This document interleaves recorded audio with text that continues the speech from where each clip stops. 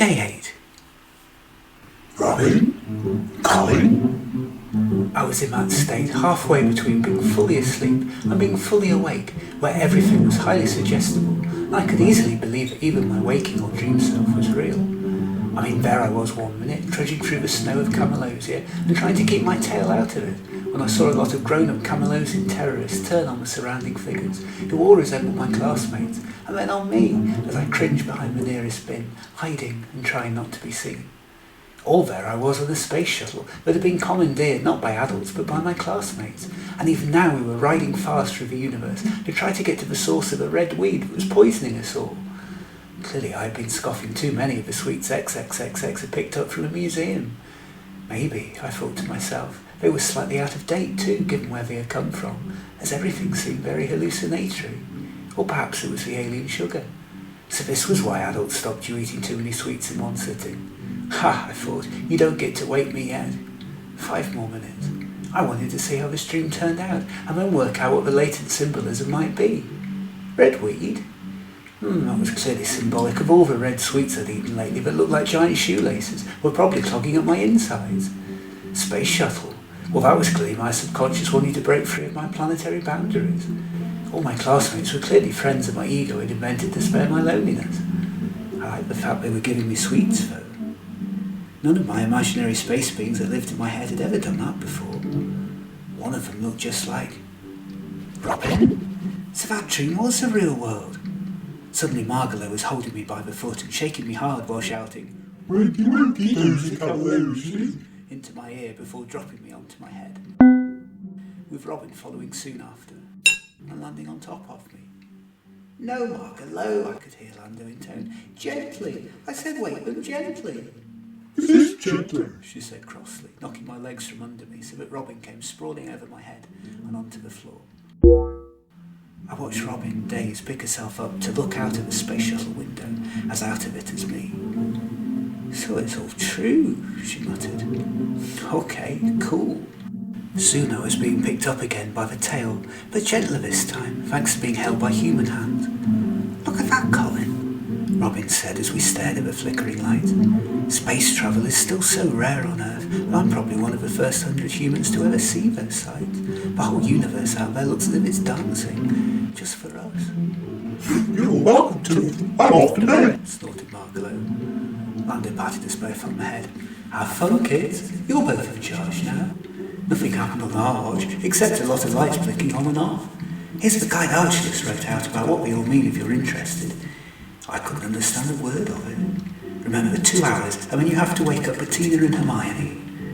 We muttered our thanks, and turned to see the rest of our sleeping classmates all in a huddle, Bettina at the centre of it, as all 3 of her heads snored loudly. Margalo was fitting her earplugs in and tying them round her antlers, while Lando was already bedding down, circling the floor 3 times, then settling down and yawning.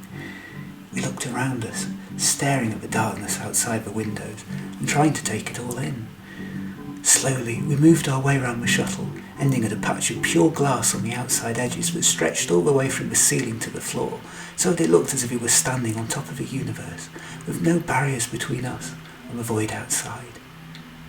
Look at that, Colin, breathed Robin. A whole universe to explore laid out before us. Before coming to Orpheus, I spent my whole life in a tiny village.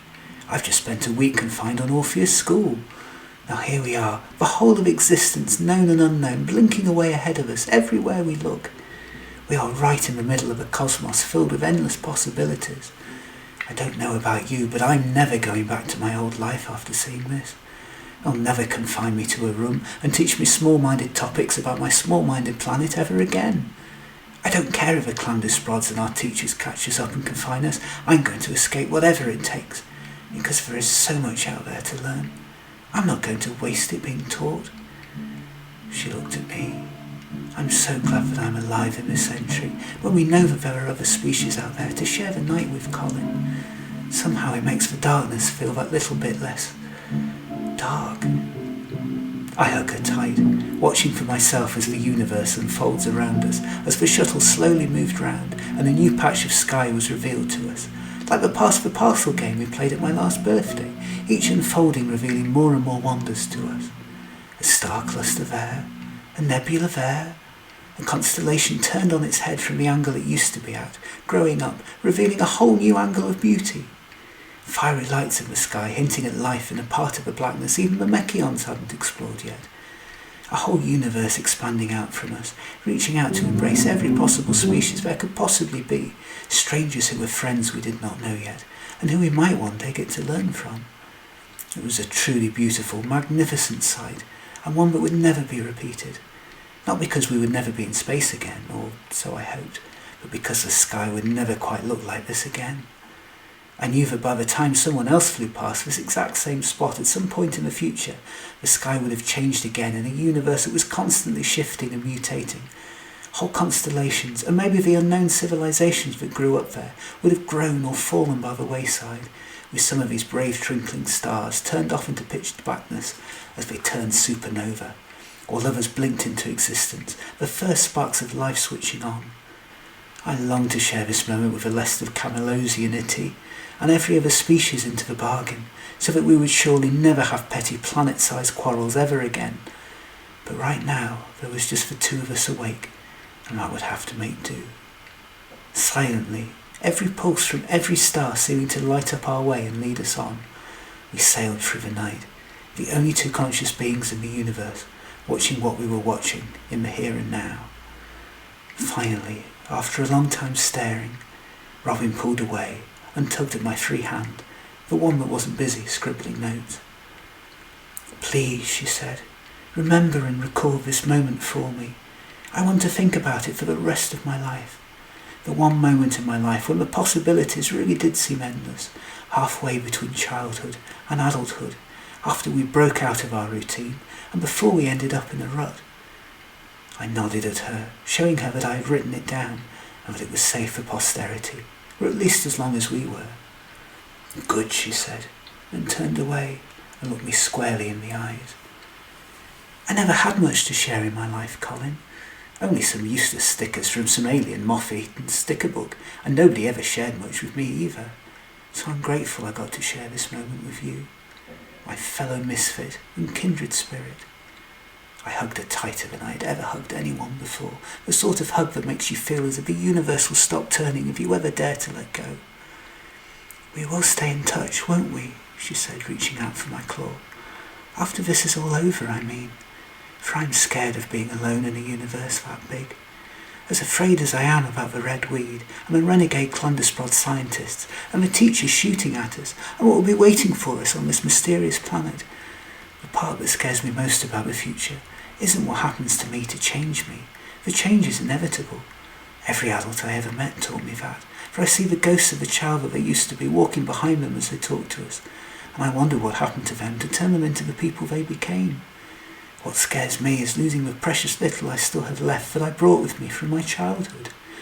So many people have gone from my life who once meant the universe to me, a universe even bigger than the one out there."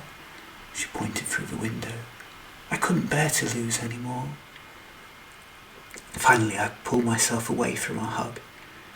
"We will be friends, always," I whispered back to her, my voice cracking into use after a long gap once again.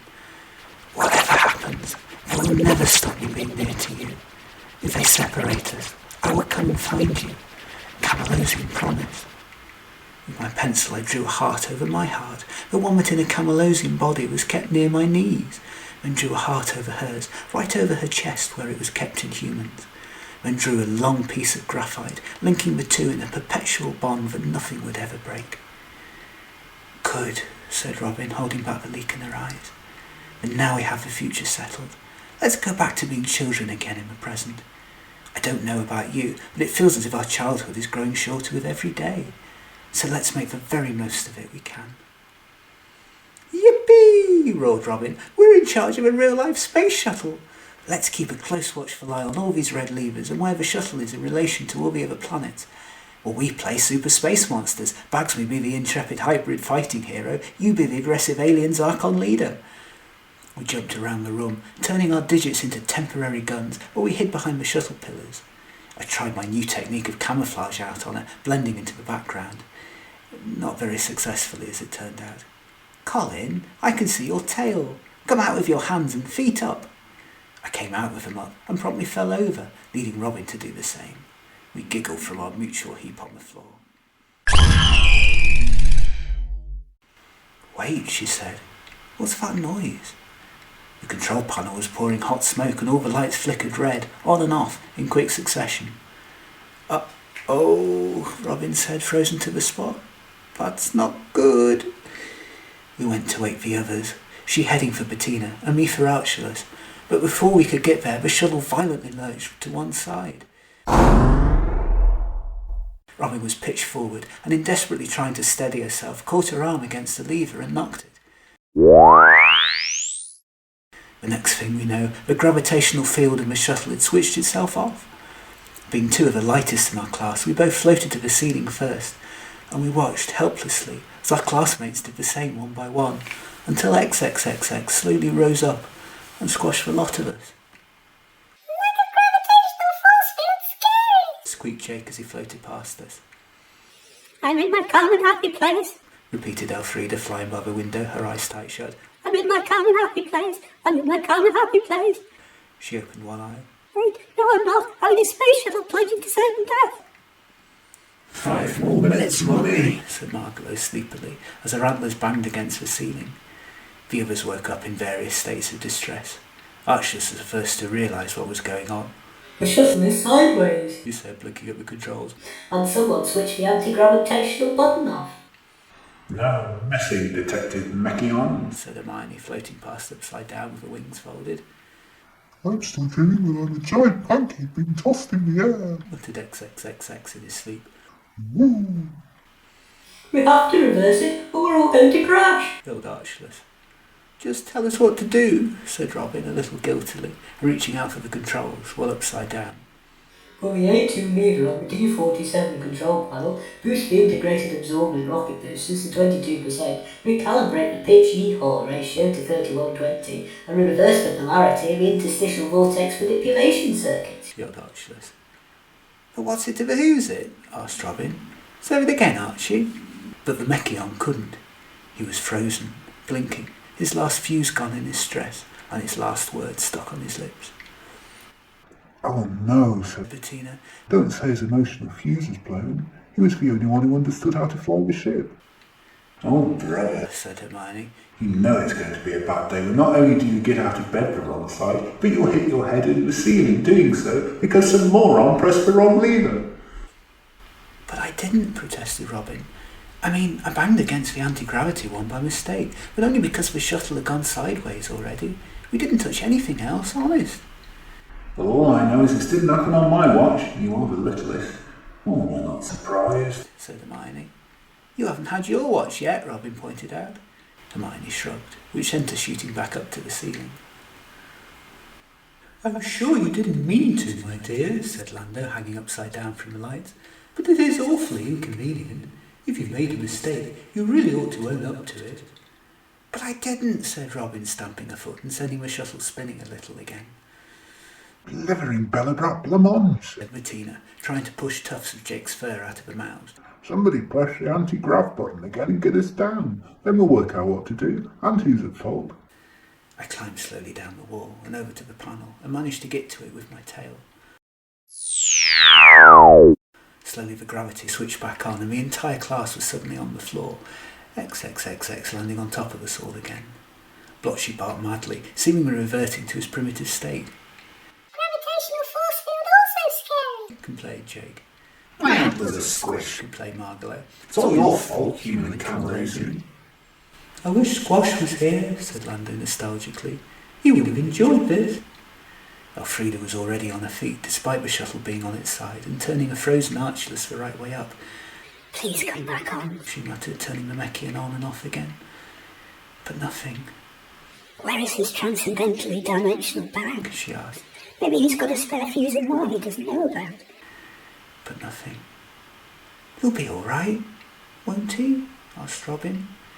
No thanks to you two newbies, Snorted Bettina, all the camaraderie and friendship we built up during the past week suddenly evaporating. It's dangerous for a Mekkion to be turned off for too long. Without a power source to keep him moving, he might freeze up, or lose function capacity, or something. I hate to bring this to your attention. Squeaked Jake. But we have another problem This one's big enough, said Bettina through gritted teeth. Said Jake as a planet zoomed into view on the monitor. This one is pretty big. Planet-sized, I'd say. Sudden impact and imminent annihilation scary. He ducked and hid under a table next to the control panel that had gone wrong. Oh, nice going, penguin and lizard, complained Bettina, slow hand-clapping with all 3 hands. You see, this is why I thought so hard about whether to fly off in the shuttle or not. I knew somebody would mess it up, and I had money on it being you two. I hope you feel ashamed of yourselves that we're all going to die, all because you can't keep your balance like a normal person, Robin. But it wasn't me, pleaded Robin. I mean, the anti-gravitational controls were not by me, only because the shuttle pitched the way it did. Any of you would have done the same. I know you would.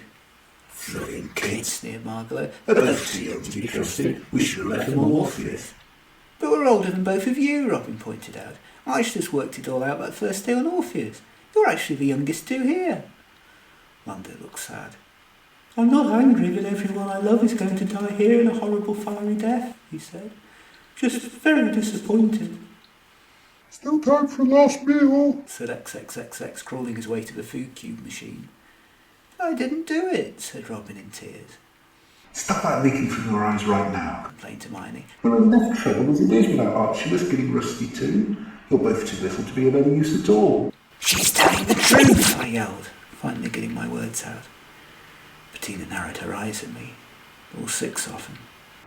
You're just covering for her, Belobrat said. Don't tell me there haven't been looks between you, clubbing together against us. Maybe you're in league for the Red Wheat Company. Things only started going crazy when you both turned up on Orpheus. We were a nice happy class till then. Maybe you're both spies. Shepherd spies?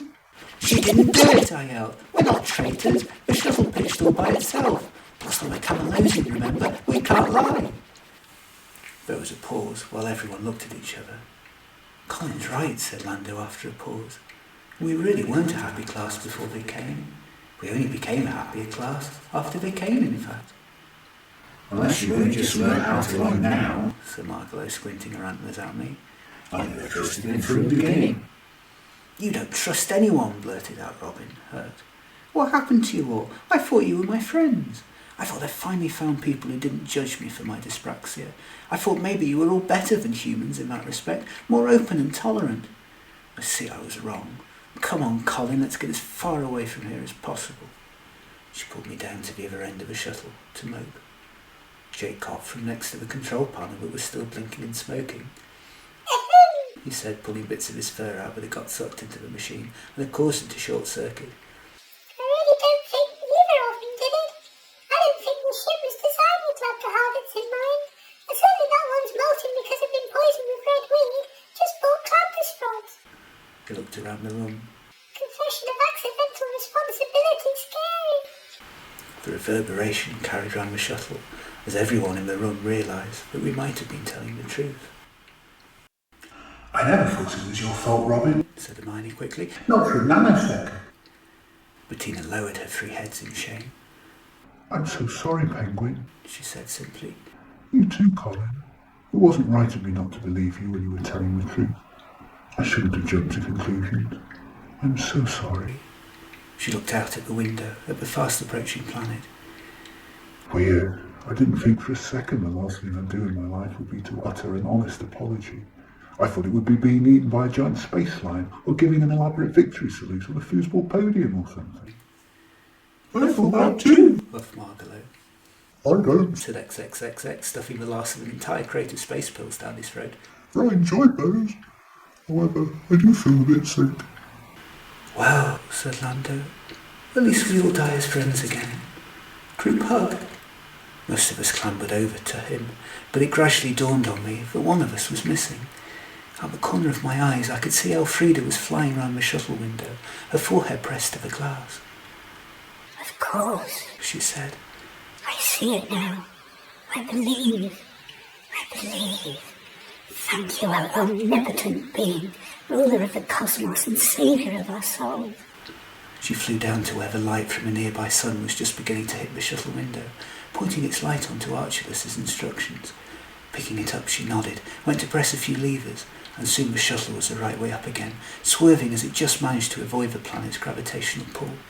The class all fell over once more, XXXX again landing on top of everyone. What just happened? Asked Lando, clutching his head. Good old Archie happened, Smiled Elfrida, hugging a lifeless friend. He wrote out these instructions for us in case anything happened. I was with him when he wrote them out for us, but I'd forgotten all about them in my panic. So did all of you, I suspect. Oh, said Robin guiltily. I do remember them being in my hand when the shuttle pitched over. I must have dropped them. So you did. Smiled Elfrida. At exactly the place you were meant to, right in front of the window, just as the rays from this planet sun were streaming through the window. When I thought I was going to die, I thought I had nothing to lose, so I called out to the creator of all things that my friends were really good and noble and kind and deserved to live, and that I was sorry I had never fully believed in them the way a good Mrasianart should, but that if they saved us, then I would change. I sent my goodbyes, and then the sun's rays hit the shuttle window at just the right angle to show me Archie's notes. If he was awake, he'd be able to tell you the odds of that happening, of the shuttle rolling to just the right trajectory, and the sun's rays hitting that part of the shuttle at that absolute moment, that were quadzillion to one. She breathed breathlessly. I think it'd be more likely to tell us what a load of hooey that was, and that it was always a statistical chance the subconscious would remember it, Muttered Hermione, before being shushed by Lando. I will never doubt you again, my maker, Said Elfrida, stretching her wings to the window just in time for the sun to shine straight on and catch her in full silhouette so that the Mrasianart's features were shadowed onto the rest of the capsule. I was saved by the two greatest beings in the universe. She said. Yeah, thank you. Spluttered Bettina. But I didn't do much, really. Oh, you meant Archie, didn't you? I think that we can save him. Said Elfrida as the sun's rays bounced off Archibald's motionless frame. The great orb in the sky that brings life to all is looking down on us, bringing us the gift of life and new tomorrows, bringing its benevolence to all who gaze upon it, living out their lives unknowingly in foretold synchronization. Oh, brother, Muttered Hermione. I think I preferred it when she was disillusioned and spiritually empty. Guys, said Robin, planet's still up ahead. How do we land on it rather than, crash? Oh, Said Elfrida, scrutinising Archibald's notes. he didn't write that part down. She looked back at the window, Have you forsaken me, just as you took me for one of your own? but as the sun's rays stayed centred on Archibald, he slowly, painfully, came back to life again. 56, boosters down to 5%, ratio dampeners up horizontal, forward the polarity of the positron flow, keep the navigational dial centered, choose a landing spot, and pray. He grinned, looking at Elfrida, and his expression freezing again as we all bounced round the cabin, trying to follow his instructions. Bit by bit, the shuttle landed, gently, the right way up, with a plop. Looking out the windows, we could see that we were on rugged terrain, carelessly littered by craters like pockmarks on skin. In the distance we could see what looked like a river running constantly red with lava, consumed with smoke that was rising up unhindered into the sky. Otherwise the planet looked uninhabited, an empty barren world unbroken by the marks of time or civilization. Robin was the first to speak. "Where are we?" she said. Everyone shrugged.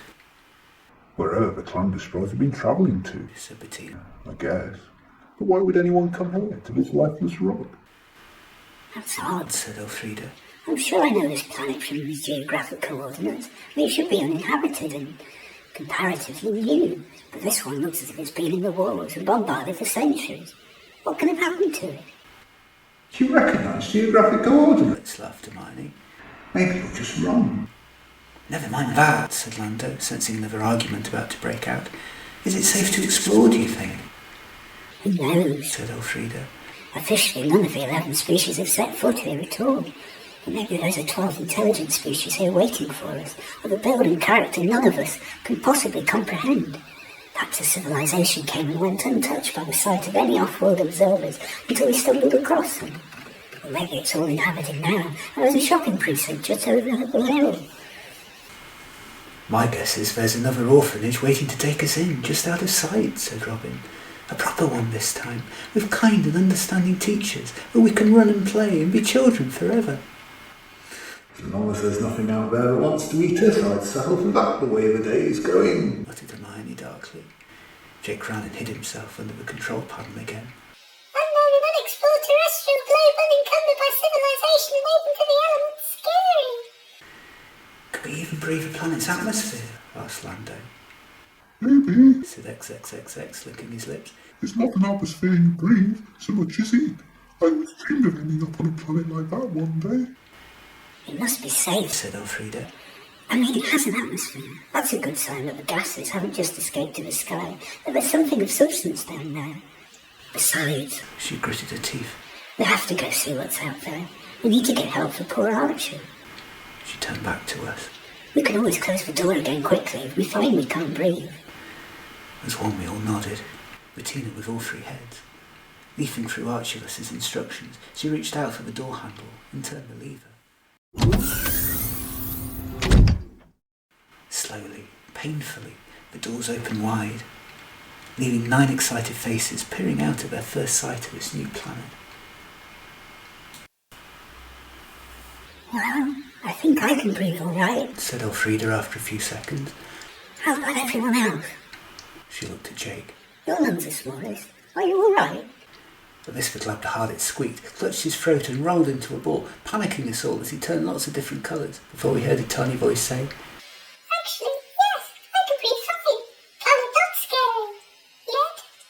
The terrain was barren, unblessed by the spark of life as far as even the best of our eyes could see. Together we silently held hands, Elfrida sadly holding Archulus's as long as she could before leaving the shuttle, whereupon she turned round and kissed him on the nose. I know you'll tell me that was illogical when you wake up, She whispered. but I don't care. He will be back soon, won't she? You see if we don't. She wiped her eyes. Fact. Bettina boldly stepped out of the shuttle first. Right, friends, She said, here's the plan. We circle round the shuttle looking for signs of life, and if we see any, then we walk in that direction. At the slightest sign of danger, everybody runs here back to the shuttle as fast as they can, but in our designated pairs. Once the rest of us are safe, we will come back for you. I don't think there's any life out there at all, said Robin, shielding her eyes from the sun. There must be. Said Hermione. And why program a shuttle to fly here? Elfrida shrugged. Perhaps the shuttle of random coordinates entered into it to prevent anyone stealing it. That made sense. So much sense that it made us all rather depressed. Will we even be able to take off again without Archulus? Asked Jake, scared. But let's hope we can find someone who can help him, said Lando. Or something. If only we were on Ziggurat's fruit, I know exactly which crystals to use to set up for a temporary power source, so that we could at least turn old Archie on, enough for him to tell us what to do. Let's hope that this is the sort of planet that has lots of crystals lying around. But it wasn't. Moreover, it was a kind of planet that had this sort of scorching lava-esque liquid, running most everywhere, collecting itself in great crater pools that stretch out at random, so that we had to take great care not to step on it. This is just like our lava game, Said Bettina. only this is for real this time. Be careful, everyone. Good job we got the practice in, really. Said Hermione. To think adults say games teach you nothing. Bettina had rushed ahead, but the rest of us were rather more reticent.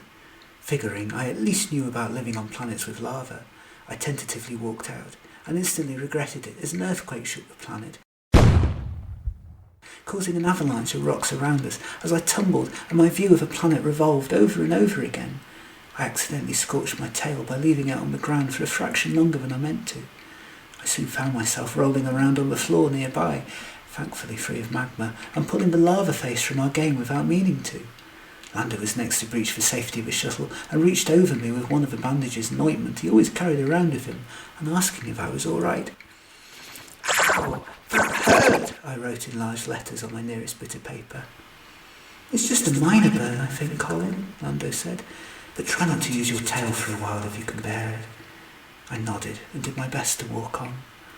Lando scooped Jake up into his arms, while Elfrida flew up above and helped Robin and I navigate the lava, which appeared gigantic to us. Slowly, carefully, we circled the shuttle, admiring but also slightly despairing of a view which looked very much like an Earth quarry. Find civilization, boy, Said Bettina, holding Blotchy on his lead, but the Argibraph just looked up at her with his paws folded. Not in this heat, he barked. It's against my constitutional rights. Ruff! It really is getting smarter all the time, whispered Bettina to the rest of us. I'm not going to be able to keep up with him soon. That's odd, said Elfrida.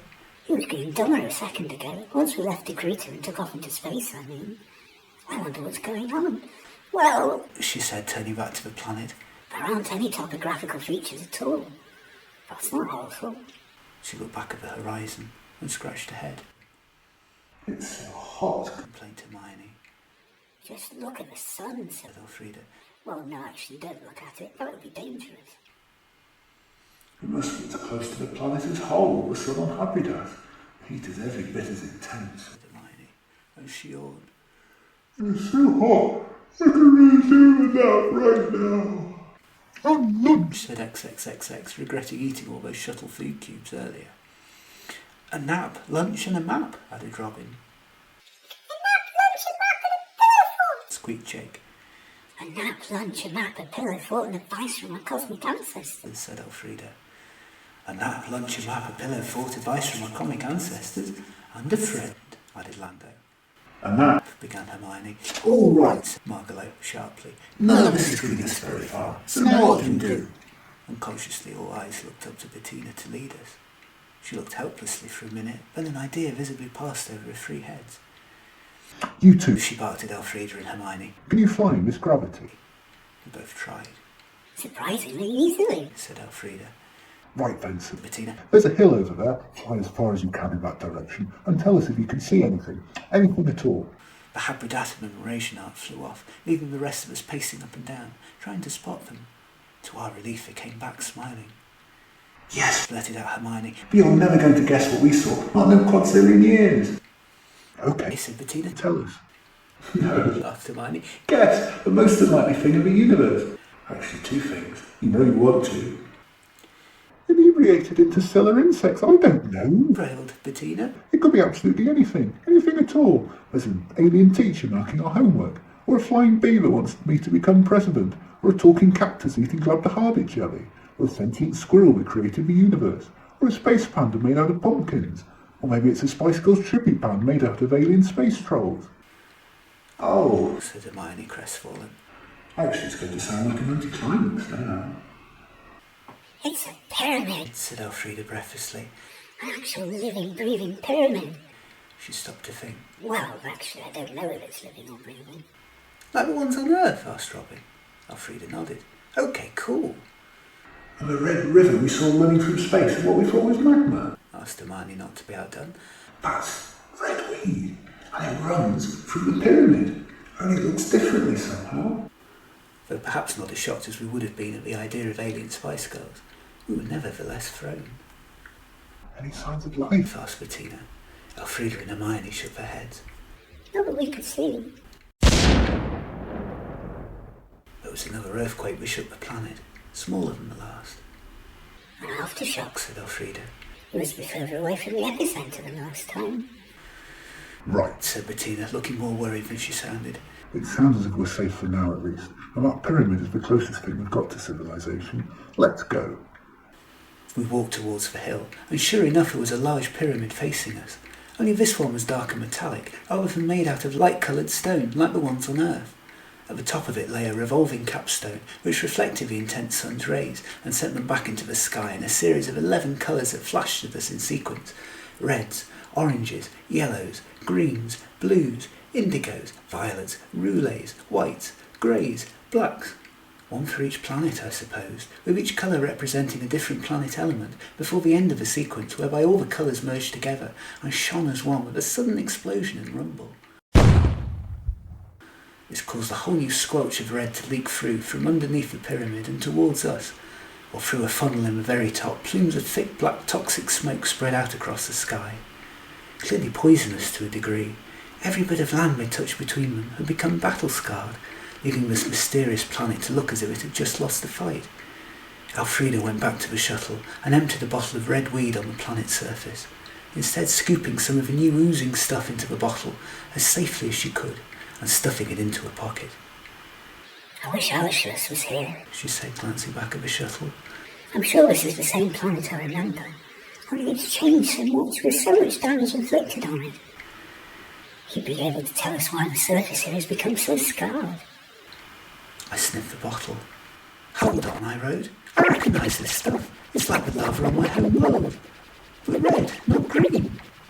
Oh, said Robin. Do you know it is exactly like the lava on my home world too, right down to the colour? Robin turned to me. Really? Your lava is green?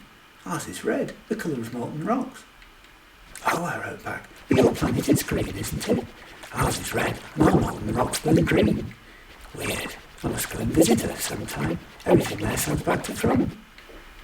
It feels familiar though, and Mars doesn't have volcanoes, said Elfrida, ignoring us, and comparing the red wheat she had just poured out onto the floor with the one now in her hand and oozing. It's like these two things are the same, but different. One alive and active, the other asleep and in stasis. Weird. Maybe it's excess red wheat being churned out by the factory over there. Said Bettina. You know, wheat and chaff and all that. Maybe, said Elfrida, and commenced. Oh, she would know. This is not a happy planet, said Lando sadly. You're right, said Hermione. It looks worse than Orpheus. That's really saying something. You mean what this stuff is doing to the environment? Said Elfrida as the pools of lava burnt a hole in the ground close to the shuttle. Well, just imagine it doing this to our insides if red wheat takes over the universe. We have to do everything we can to stop it. It's got to be man-made then, asked Robin, recognising the sound of industry. Wait, sorry, not human-made, I mean. It's not natural. No, it's not natural, said Elfrida, still visibly confused. At least, I don't think so. Right, said Bettina. Clearly someone was here doing something at some point. The people knew what must be over there in that pyramid. More than that, said Elfrida, testing some lava gently with her wings as we climbed over a puddle. I think they've created it here. That sound must be them manufacturing it, whoever they are, whatever this is. Bettina looked serious. Well, if you're right, they're not going to be very pleased to see us, are they? And if they are connected to the red weed, will they recognise us from the bottles and capture us? I confess I hadn't really thought about what we did when we reached this planet, but now I'm beginning to think we just get back in the shuttle again and fly off somewhere else. Not without Archie, said Lando quickly. If they are builders, then maybe they know how to build him a power source. Plus Squash, if there's any chance of finding a cure for him, we need to do all we can to search for it. For all we know, Woo might be here somewhere too. One moment, said Elfrida. Colin, do you still have that red Agrosian fur in your pocket? I did and handed it over. The Mrasianart began tearing large clumps out of it in 10 or more or less equal chunks. I don't think we need it to fool the teachers anymore, but it might come in handy. Here you are, everybody, she said, handing it out. Cover up your most distinguishing features with it as best you can. From now on, we are a party of Agrosian hybrid inspectors that have heard about this mysterious new substance and have come to check it out. Only our leading research scientist, Maggrumph, got sick on the flight over, and we have to attend to him first. If they think failing to look after us might affect sales, then we'll be more likely to go out of their way to be helpful. Good thinking, said Bettina, fixing a portion of the red suit to her middle head. Agrosians haven't been around for very long, so nobody really knows what Agrosian hybrids would look like. I'm going to dress up like a grown-up again. It seemed to come in useful last time, and you know how adults only listen to other adults. Remember to be aggressive, everyone, added Elfrida. You're part of Agrosian now. Well, I'm feeling that's not going to be much of an effort, muttered Margot as we practised our mashing, bashing and mashing. Slowly, for the distance was further than it had seemed to be from the hill, the pyramid became bigger and bigger, until it loomed over us. That thing must be several 100 feet high, said Robin, looking up at it. Just a few. Said XXXX, staring down at his own feet. But then, human feet are smaller than those of Doosbury Giant. We must measure things differently on our planet. What a feat of engineering, Robin continued in awe. They could do so much good with it. Why did the people who erected it have to use it for something so evil? Elfrida shrugged. Money and profit are the biggest necessity of invention. There's no profit in kindness in a tangible sense. If there was, the universe would be a much happier place, where everyone tried to help each other as much as they could, and probably run by Clandusprod. I'm hoping that's more what happens in the next world. Well, gasped Hermione. I don't think I can take much more flying in this heat, so when I expire I'll be sure to let you know by coming back to haunt you. Lander shivered. I don't like the vibes this building gives off. If this was a cave, not a pyramid, it'd be one of those ones you never dared enter. He paused and looked up. I guess a pyramid is a little like a cave, only the wrong way up. Just then there was a sudden eruption that broke the ground up under our feet into millions of pieces. The ground shook so hard that I dropped most of my pencils and watched in horror as they were burnt up and swallowed in a crack in the ground with a loud gushing noise. The graphite disappearing as quickly as if the lava had been giant erasers. Squeaked Jake as a large sea of red oozed out of the ground towards us. Lander picked him up, while Bettina clutched Blotchy. It's like a really hot copper soup, Said XXXX, reaching down and tasting it. The taste reminds me of something. Needs more croutons. I don't understand, though. Muttered Elfrida. This isn't from a volcano under the planet's crust. It's coming from the soil itself, just the top layer, as if it's been sourced from somewhere. Right, now we have more immediate questions. Confessed Bettina. Firstly, how the heck are we going to get over it? We've run out of ways to get around the lava now if we want to reach the pyramid. Tentatively we hopped our way this way and that over the hot lava. Only this time we had no shelves or bookcases or roulette boards or furniture to land on safely. All we had was each other, and Don't Step on the Lava had never been a team game before. It was a whole new way to play it. With Elfrida and Hermione telling us roughly where to go from the air, we zigzagged our way over it, first Lander with Jake, then Bettina with Blotchy, then XXXX helping Margalo, then Robin and I helping each other. As we did so, the red weed kept changing direction, sizzling as it hit the ground, evading us this way and that as we dodged it, manoeuvring ourselves away from it at the last minute. It felt as if it was chasing us. Every so often a piece of paper would fall from my pocket and fall into the sticky substance, disintegrating on impact. A reminder of how serious it would be if one of us fell in. Though usually we played this game with laughter. This time nobody was saying anything, so as to better hear the increasingly panicked instructions from our two flyers. Left, right, northwest, southeast, dead ahead, forward, aft, port, starboard, stop. In our few seconds of respite, waiting for the weed to disperse before we were told to run for our lives again, we glanced at each other to make sure we were all right, with worried looks on all our faces. Suddenly we felt that little bit more grown up. Finally, with one last great effort, we made it to a door in the side of the pyramid and gasped as it temporarily offered shade, its metallic strut seemingly keeping the red weed away from our feet.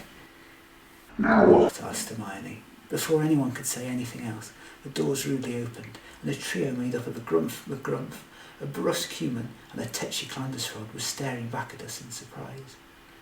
Well, flip my wig, why shouldn't be small? It's not Jack Arthur's small supplies at all. It must have been for flipping kids, said the first one, scratching his antlers. But it can't be, said the scarred human next to him. What kids would know to come here? Oh, good, said the Clandusprod with spots all over her face. They can help me do some of the work. I need a new pair of hooves without the place. But why? Asked the human again. The Maggrumph, who seemed to be the leader, turned to the others and snapped. I don't know what you think I'm trying for you. He snarled at the first before turning to the second. Stop asking dark questions. We're not after a lesson. And you? I don't see why you're so buoyant. We weren't expecting outside guests. Goodness knows why they're here. That's more than us clear. Let's get rid of them quickly. For the little best. Wait, said Elfrida, putting on her best grown-up voice. I do believe there has been some slight mistake. We are inspectors from Australian. You might not have heard of us. We're a new planet of Agrosian hybrids, recently formed. Nash, she added for good measure. Bash, bash. Said Bettina approvingly. Splish, splosh, splash, added Robin. The Maggrumph scratched his head. Something appears to be wrong. We've never been inspected before. Plus you didn't fly right to the door. Well, if inspectors you all appear to be, you've been young. Said Elfrida, frozen on the spot. To my surprise, it was Robin who spoke up. Oh dear sirs, and madam, she said. Oh, it was terrible. There we were, a group of intrepid Agrosian hybrid inspectors who travel around the universe looking for things to inspect on all the new terraformed planets that keep springing up all over the place. One day we were looking round a new factory dedicated to the trials of a new potion of the elixir of eternal youth on the planet Whippersnapperium. We were looking round when we all fell in, and even though we were only in it for a few seconds, it was enough for us all to be sent back a decade or two in age. That's right, said Elfrida again. I was the only one who survived with my age intact, and I can vouch for everyone here. Are you sure? Asked one of the Clandusprod, staring at Robin. You do look awfully tiny.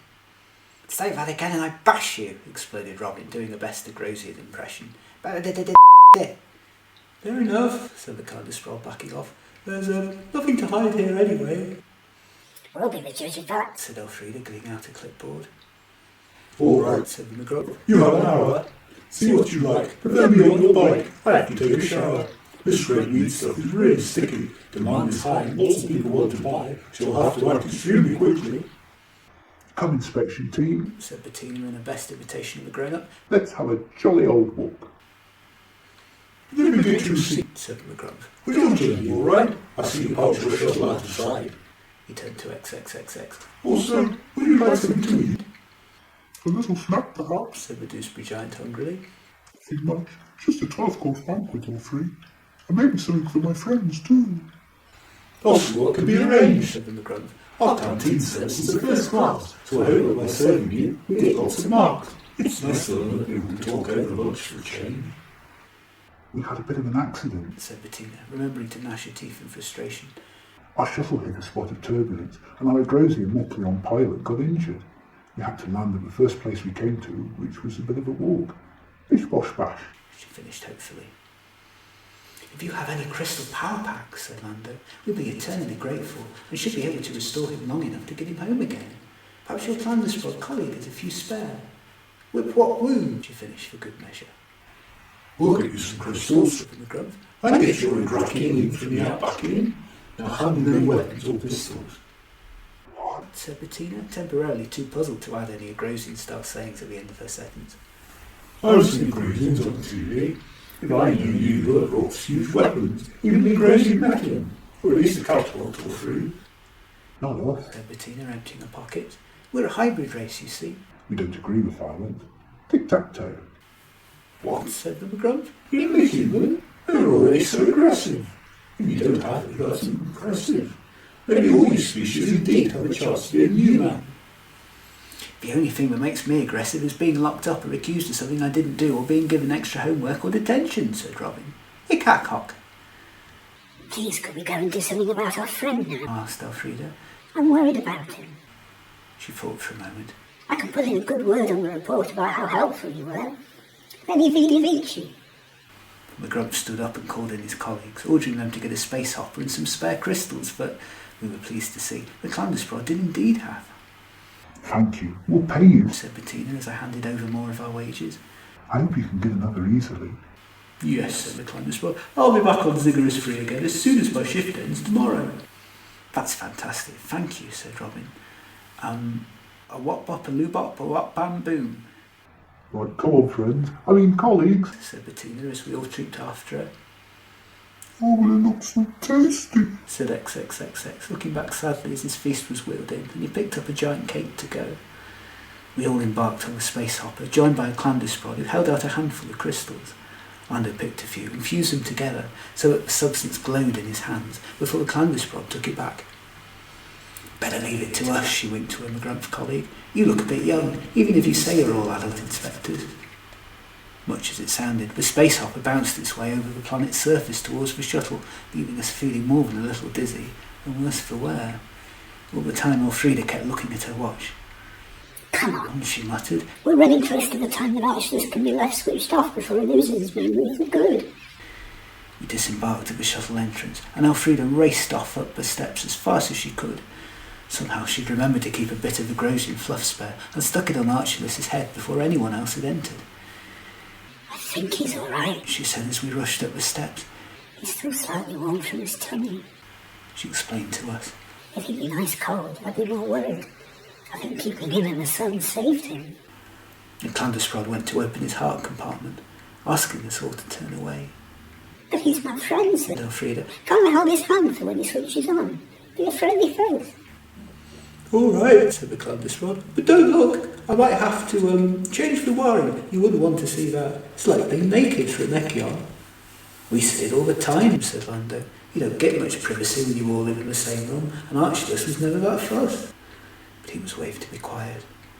Clandusprod was a very long time, as if she was fitting in far more than one component. It was a very anxious wait as the seconds ticked by, each of us frozen into staring at Archelaus's features, willing him to make some slight move. "Is everything all right?" asked Lando, but he was again shushed into quietness. Oh, come on, Said Elfrida, wringing her wings in impatience. switch back on, Archie. Switch on. What to think I never told him I'll let you. Slowly, stiffly, Archelaus whirred on, making his familiar humming sound.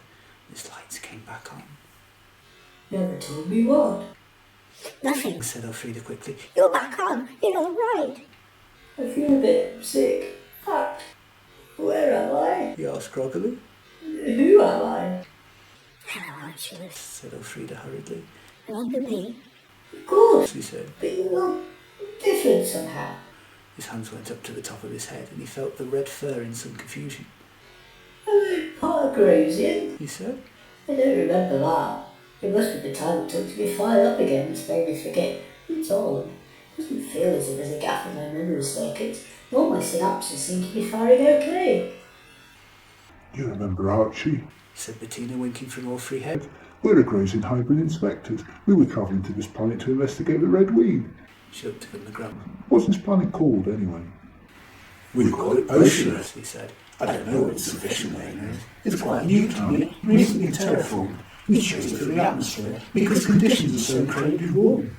Now come, you'll find nothing on Earth. All our products by the board. We welcome every inspection, every test. We believe our products are so much better than the rest. We'll start by showing you where the red weed is absorbed. He smirked. "How are you feeling?" asked Robin to Archelaus. "Is your memory coming back? Can you walk yet?" "No, wait, I mean wheel, don't I?"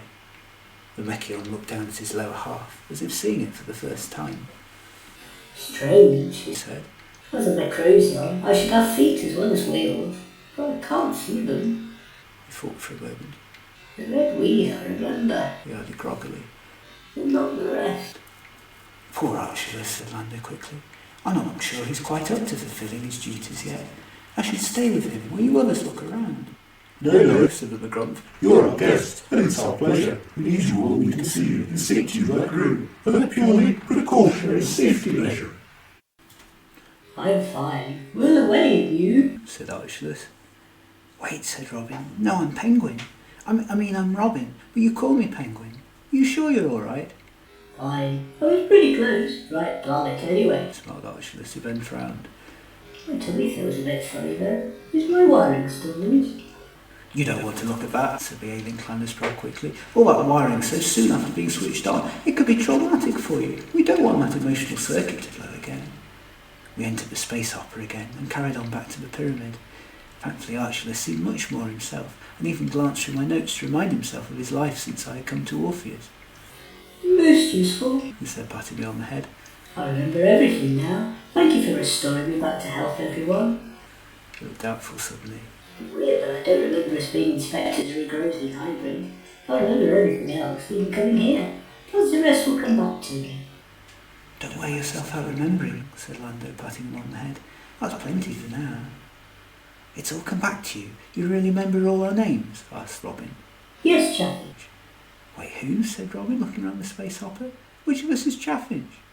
You and you. said Archelaus, cackling. Said Elfrida. I think that's Archelaus's idea of a joke. His comedy circuits never were very developed. This could mean trouble for all of us. Hey. Said Archelaus. I say. What do you call a robot with depression? A robot. Get it? A robot? What do you call a robot with conjunctivitis? An android. That joke was taught to me by my grandma. I say. A Clandusprod and Mekkion and a human walk into a bar. Ouch. That's the joke. They walked into a bar. Now stop me, I've told you this one. What's the difference between a suspicious tombstone and a vigorous tree home with a food replicator malfunction? One's a grave that's heavy caving, the other's a cave that's filled with gravy.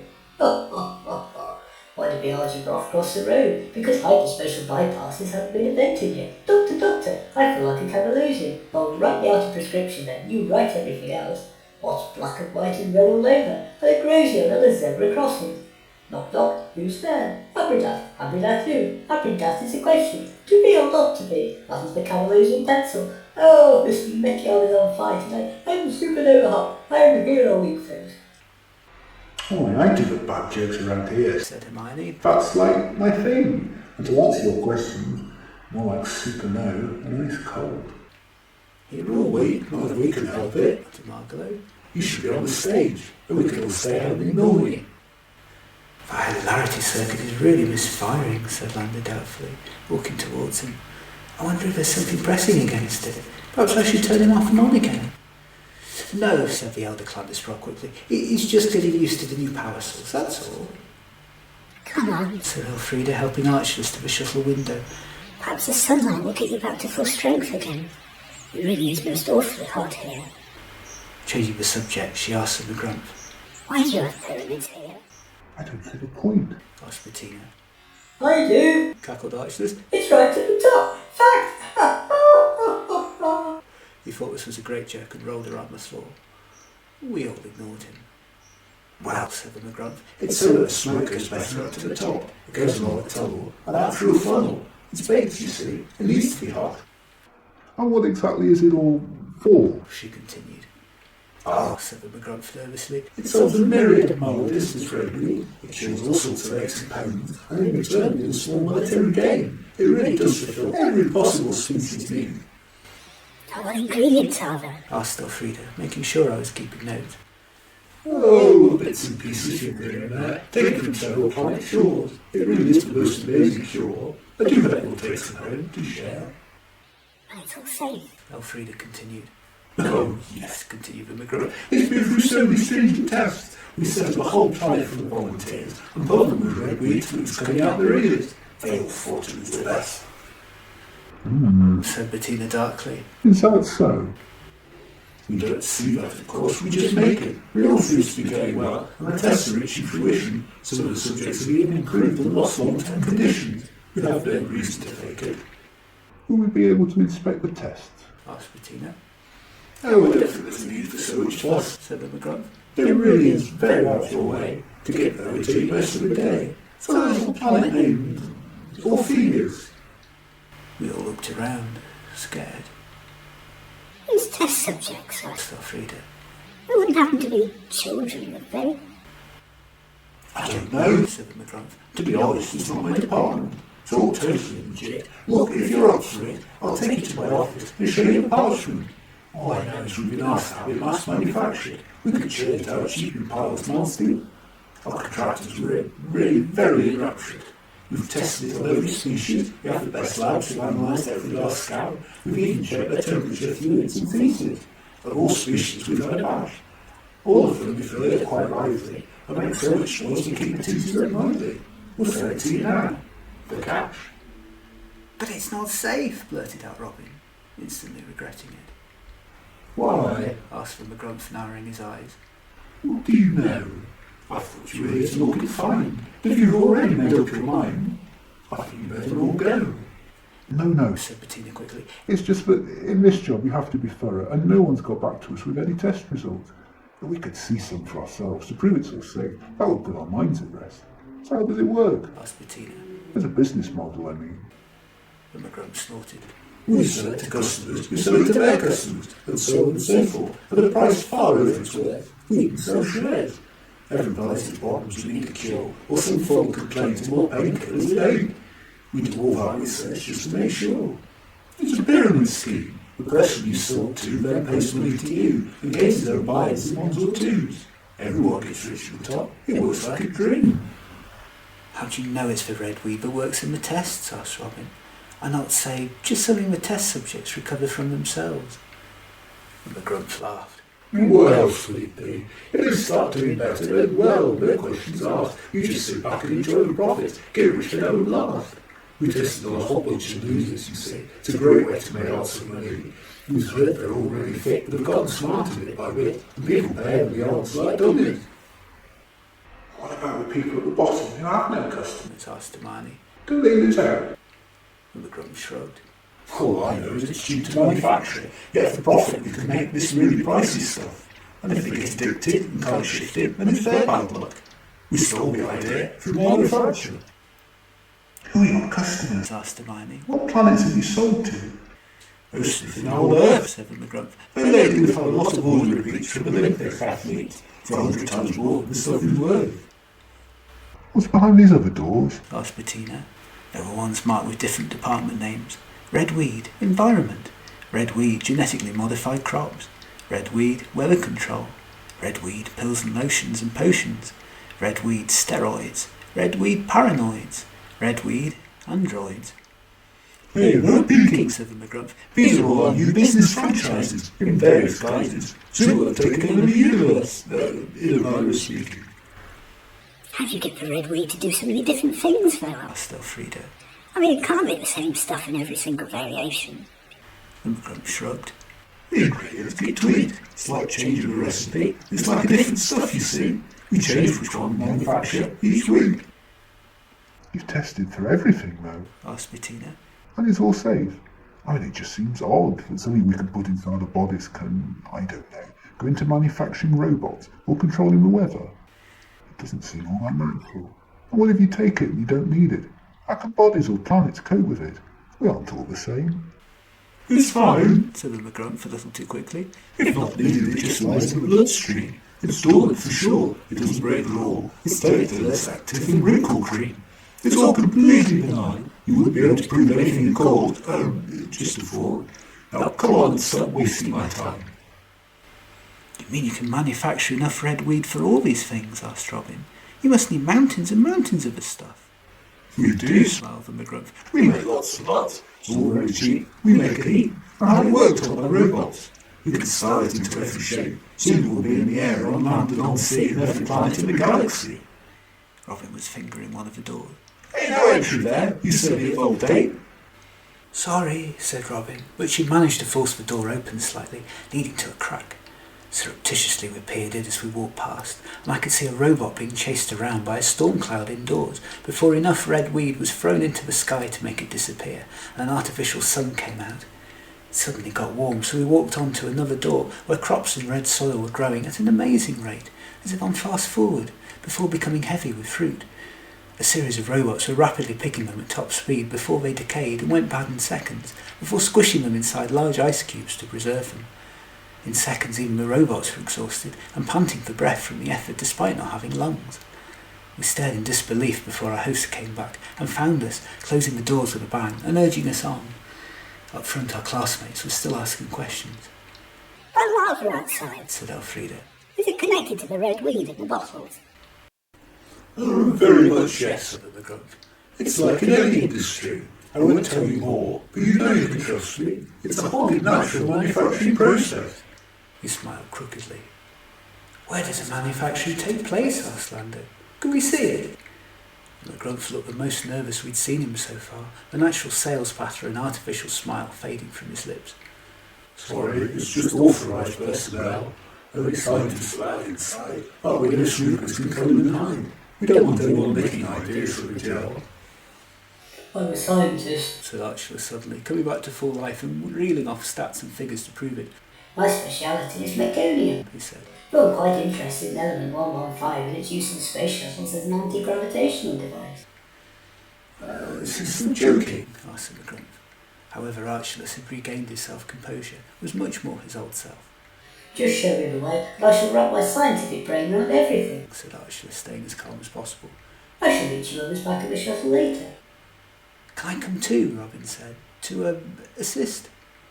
Wait, said Lando. You'll need me to carry heavy things for you. And Colin, Robin said, grabbing my non-writing arm, to write things down. The Maggrumph looked at the Clandusprod and raised an eyebrow. Elfrida flashed a smile. Really? It's all fine and dandy. I mean, how would we have made it to this obscure planet or even know where you were if we weren't inspectors? Archulus is the best scientist in the business. That's why he's here. Of course, I'm sure everything is fine, but we ought to check. You wouldn't want us to get back to head office to say we were denied entry, would you? The Maggrumph opened his mouth and shut it again. But I thought you'd need, he said. Be my guest. Look at the manufacturing and all the rest. This is not fussing with red weed. Be careful, I'm not losing you again. Elfrida said, leaning into Archulus and pressing her forehead against his, a fond Mrasianart farewell. He smiled back at her gratefully. The 4 of us left with the alien Clandusprod, leaving our 6 classmates with the alien Maggrumph. Soon our party were being led round the factory by a disinterested-looking human. We were all dressed in white laboratory coats, mine and Robin several sizes too big. Have you always been based on phobias? Asked Archelaus as we looked around. No, said the man. We've had bases on 2 planets before now, Earth and Sycamore Island. Aha, whispered Robin to us. Remember that planet they were digging up on the television? And what happened when they started digging? The whole planet structure collapsed. What did I tell you? It's got to be red weed destroying the environment too, the way it is outside. Archelaus smiled. We got them. He whispered. Out loud he asked. Oh, incidentally, just for our record, why did you move operations? Continued the Mekkion. Things were getting too hot, deadpanned the human. He pointed to a line of 11 conveyor belts, as if trying to say it's your subject. Now this here is where the chemical compounds are added. We sourced all the best ingredients from around the universe. Interesting, said Archelaus, holding a few of them in his hands. It's just soil, isn't it? From all 11 planets. All except Doosbury, yes, said the human. We need a special filter to take the air particles from there, as that planet doesn't really have soil as such.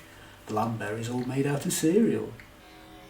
And you're extracting elements from each one? Asked Archelaus.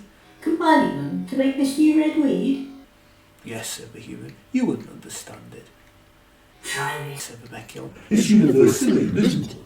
I wrote a thesis about it for a school project, school lecture, in the college where I teach in my spare time. Oscillating stuff in books, of course, but no one's been stupid enough to make it for real yet. How did you manage to make it safe? But the human just moved on, unhearing. This is where the 11 extractic essences are combined together and poured into the mouth of our pyramid chimney. It needs to be hot to work. Heat? Said Archelaus, looking round and making sure I wrote that down. Why does it need to be hot exactly? Heat makes the chemicals work together. They're dormant when being brought to life, see? Said the human. They're just a collection of chemicals found from different planets separately and don't coalesce at all. When a heat source fuses them together though, that's when a special 12th compound comes together and turns it into something entirely different. The human reached into the fire with special gloves on. Behold, he said, red weed. Would you like to try some? Can I take some home? Asked Archelaus. To study? The human shrugged. I guess so. I wouldn't take it just yet though, it's super hot. How long do the effects of the red weed last? Said Archelaus. You have to keep topping up supplies to maintain the effects. Oh, said the scientist, that's where it's clever, you see. Technically, no you don't. Once ingested, red weed stays in the body forever. Especially if you take it in huge quantities, it stays in the bloodstream forever. Won't it clog up the arteries if you take too much of it? Asked Robin. The human shrugged. Maybe, if you take it for enough years, but by then I'll have made my quadzillions and be sitting on a beach planet I own somewhere. The thing is, it also works as a very addictive drug, so that after taking it you want more and more of it. This is such a great way to sell products. As long as we don't actually claim that it has any medical benefits, nobody can stop us selling it. We make a huge markup, rope some suckers into buying large batches of the stuff, get them to rope in other suckers who buy from us too, and won't become rich, at barely any cost to us. Just one very hot and smoky chimney fueled by Clandusprod solar technology.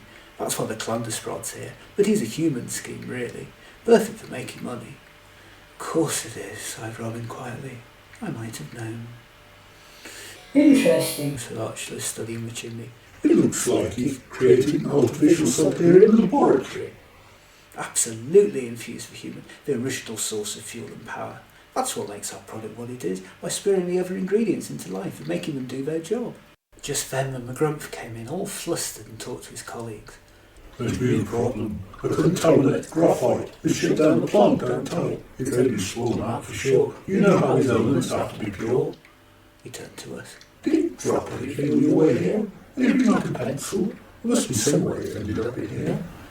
I shrank back into the crowd, feeling guilty, till I told myself that we wanted to stop making this stuff. The Maggrumph continued. Anyway, guess the point. You've run out of time. We're up to a good racket here. It doesn't cost us a packet. We don't want you copying our ideas. This one's all mine. Ours, he said as the humans looked at him suspiciously. It's a team task. It's right on the grass. Or at least it will be in a few hours. So we need to be left alone. Our outlets are ready to scream, so we'll be able to see what I mean as soon as you all get home. We think it's a lot test kit. I'm sorry to cut your visit short, but I'm sure you also have to file that report. It's time to leave the pyramid. Why a few hours? Asked Lando. And the crow stopped dead. Because that's when red weed is sold outside the earth for the first time. I always thought it was some athletes who used the weed to Galactic Olympics to compete. But now we are going to sell to the whole universe. Every planet will want our products. I'm not on him.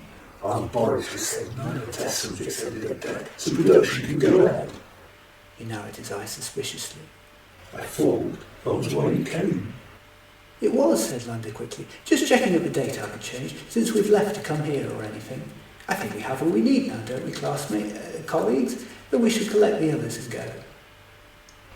Said the Maggrumph. I say we give you an hour. I've had a pleasant trip and I've rigged the old ship. You know, thinking about it, it looks a lot like all of ours. One more thing, said Robin. We lost a colleague of ours, a Doosbury Giant who was an athlete and was helping us with tests. Any idea where she might be? I haven't seen Woolworth, said the Maggrumph, who was clearly getting suspicious. I've never met her. I certainly wouldn't forgive her. They'll be off, with a lot of you.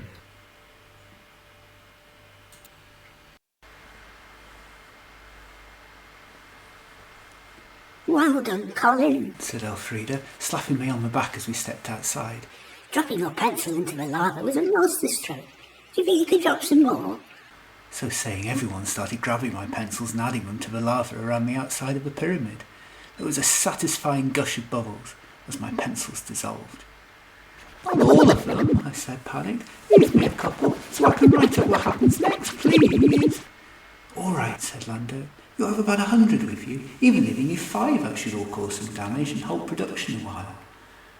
Did you notice, asked Robin as we walked back to the others, he mentioned Woo-Woo by name. So they did get her. Maybe they took her here. Archelaus's robotic eyes widened. So he did, he said. I'd noticed that. Well spotted, penguin. We walked up to the others, who were waiting for us in an area by the space hopper and sipping Clandusprod tea. XXXX was helping himself to a large trolley of Maggrumph and human delicacies, like stale buns with cherry antlers and a pizza with a hot dog crust. Bit odd, he said as he crunched. but it still beats replicator food. I passed down the last few pages of notes I'd taken to Bettina when the adults weren't looking. I saw her 6 eyes widen too. Do you mind if we take one last look around? She said quickly, stuffing the paper back to me. Just to complete our records? The Maggrumph looked angry. Your hour's up. You should be on your way. We need every minute we can get today. I'll back up. He grabbed it off XXXX and shooed us out the door. I quite understand, said Bettina quickly. Look, we know how to work this space hopper, don't we, Archie? She said hopefully, as the Mekkion pressed the button and gave us a thumbs up. Don't disturb yourself. We'll find our way back to the shuttle. The Maggrumph, Human and Clandusprod consulted with each other. Well, said the Maggrumph, it's not like you can flee. Our products are all secure, so there's no point staying anymore. Everything here is under lock and key. Then let's go. Bye now. Have a nice day, said Bettina, marching us outside. Any chance of making this one go around the corner and out of sight? She asked Archelaus. We need them to think we've gone. Bullet! He grinned, and it slowly moved into action. We all looked at the trio of shifty beings staring out at us from the bottom of the pyramid, smoke still billowing out of the top of the chimney. What's the plan? Mr. Hermione. Some of us get out with Blotchy and go investigating. We think Woo-Woo might be here, or at least that someone here knows where she is. We can try and drop some more pencils too. I know Colin has a spare supply, she said, turning me upside down and shaking me till my special secret stash fell out of my pocket. She looked at our party. Good work, by the way, you four, she said. Did you learn anything when you were waiting? Asked Lando. Not much, Bettina. Mostly we just watched XXXX stuff his face and heard Elfrida talk about how relieved she was her lover boy was all right again. The Mrasianart turned a deep shade of rouge. He is not. I was just worried about him. That's all. I'd be worried about any of you. Is too. It is not. Is too. It is not. Is too. It is not. Is too. All right, said Hermione wearily, taking Blotch's lead. We're far enough away, and I can't take any more of this. Let me off. Colin, with me. We might need to leave a note or something if we find where we were. Robin, too. We might need your trick with the jammed door. Yeah, said XXXX, passing over a gadget. it's Woolworth's nutcracker weights. I've been carrying them for safekeeping. But they're empty, Said Hermione. Comfort food. Said XXXX apologetically. I'm sure she'll understand, but we might show her itself. We followed Hermione out the space hopper, which by now had gone round the corner of the pyramid. Good job there are only windows on one side. Said Hermione. Right, Blotchy, have a sniff through this and see what you can find. The Argibraph led us round to the dark side of the pyramid, round the back. There was, of course, far less light here, so we stumbled around in the dark for a bit, before I remembered my head torch and turned it on. Below our feet the ground was truly scorched and cracked, making it hard to walk. Overhead storm clouds that had seemed to circle the top of the giant pyramid came and poured great clumps of acid rain that burned holes in the ground, causing more lava to bubble up to the surface. Concentrating hard, pausing to sniff the air every so often, Blotchy worked his way over to a tiny shack hidden behind a giant crater filled with oozing red weed, much like the one we left on Decreeta. Doing our best not to stand in it, much easier for Hermione, I have to say, as she was flying, we caught up with Blotchy. There, yeah, he said, sniffing around. Ooh, he said, I smell Doosbury deodorant. We petted him on the nose and made a fuss of him. That's a good sign, said Robin. I didn't see any Doosbury Giants inside the pyramid, did you? We all shook our heads. But if it is Wubberworth, why take her here? I've a nasty feeling they took her here to keep her quiet because we saw her talking to us, said Hermione. I guess they thought if we could convince an adult she was a bigger threat than any of us were. She leaned up against the door and whispered. Hello? From inside, we heard a distant whimper. I tore off some of my unused paper and scribbled a note asking if whoever was inside needed help, posting it under the door. We waited, but nothing happened. I'm going to fly up and see what I can see, said Hermione, breaking the silence after a while. You never know, there might be a crack in the door or something. Meantime, Penguin, the key seemed to be in the lock. Do your stuff. Right, said Robin, who got to work manipulating the door. In the meantime, I scribbled some notes about how we were there as a rescue party and slipped them under the door. Even if nobody could read them in the dark, they would collect the keys for Robin. Hermione came down to land. There is a crack, she said. I can't see much, but there's something large blocking everything out. It could be a Doosbury Giant, or it could just be a pile of objects. We'll soon see, said Robin, and she gave one last push on the door, and the keys fell out onto my bit of paper, which she pulled back through under the door. Lucky that so many of these architects don't know how to make a door properly, she said, even if it means everything gets really drafty. We pulled the door open with a worryingly loud creak and peered inside. It was Wubberworth, so she hadn't betrayed us or run out on us. At first we were relieved, then our relief turned to worry. She didn't seem herself at all. She didn't look up when we came in, and just kept sighing. She also looked incredibly thin compared to how she'd been when we last seen her. So she's here, after all, breathed Hermione. And I thought we were right to trust. Well, I never. The Agrosians will fly like Habridat. Wubberworth? Robin asked, but got no response. She walked up to the Doosbury Giant instead to touch her on the hand. Ouch, Robin said. She's hot. Really hot. Blisteringly hot. We both tried her and felt the same.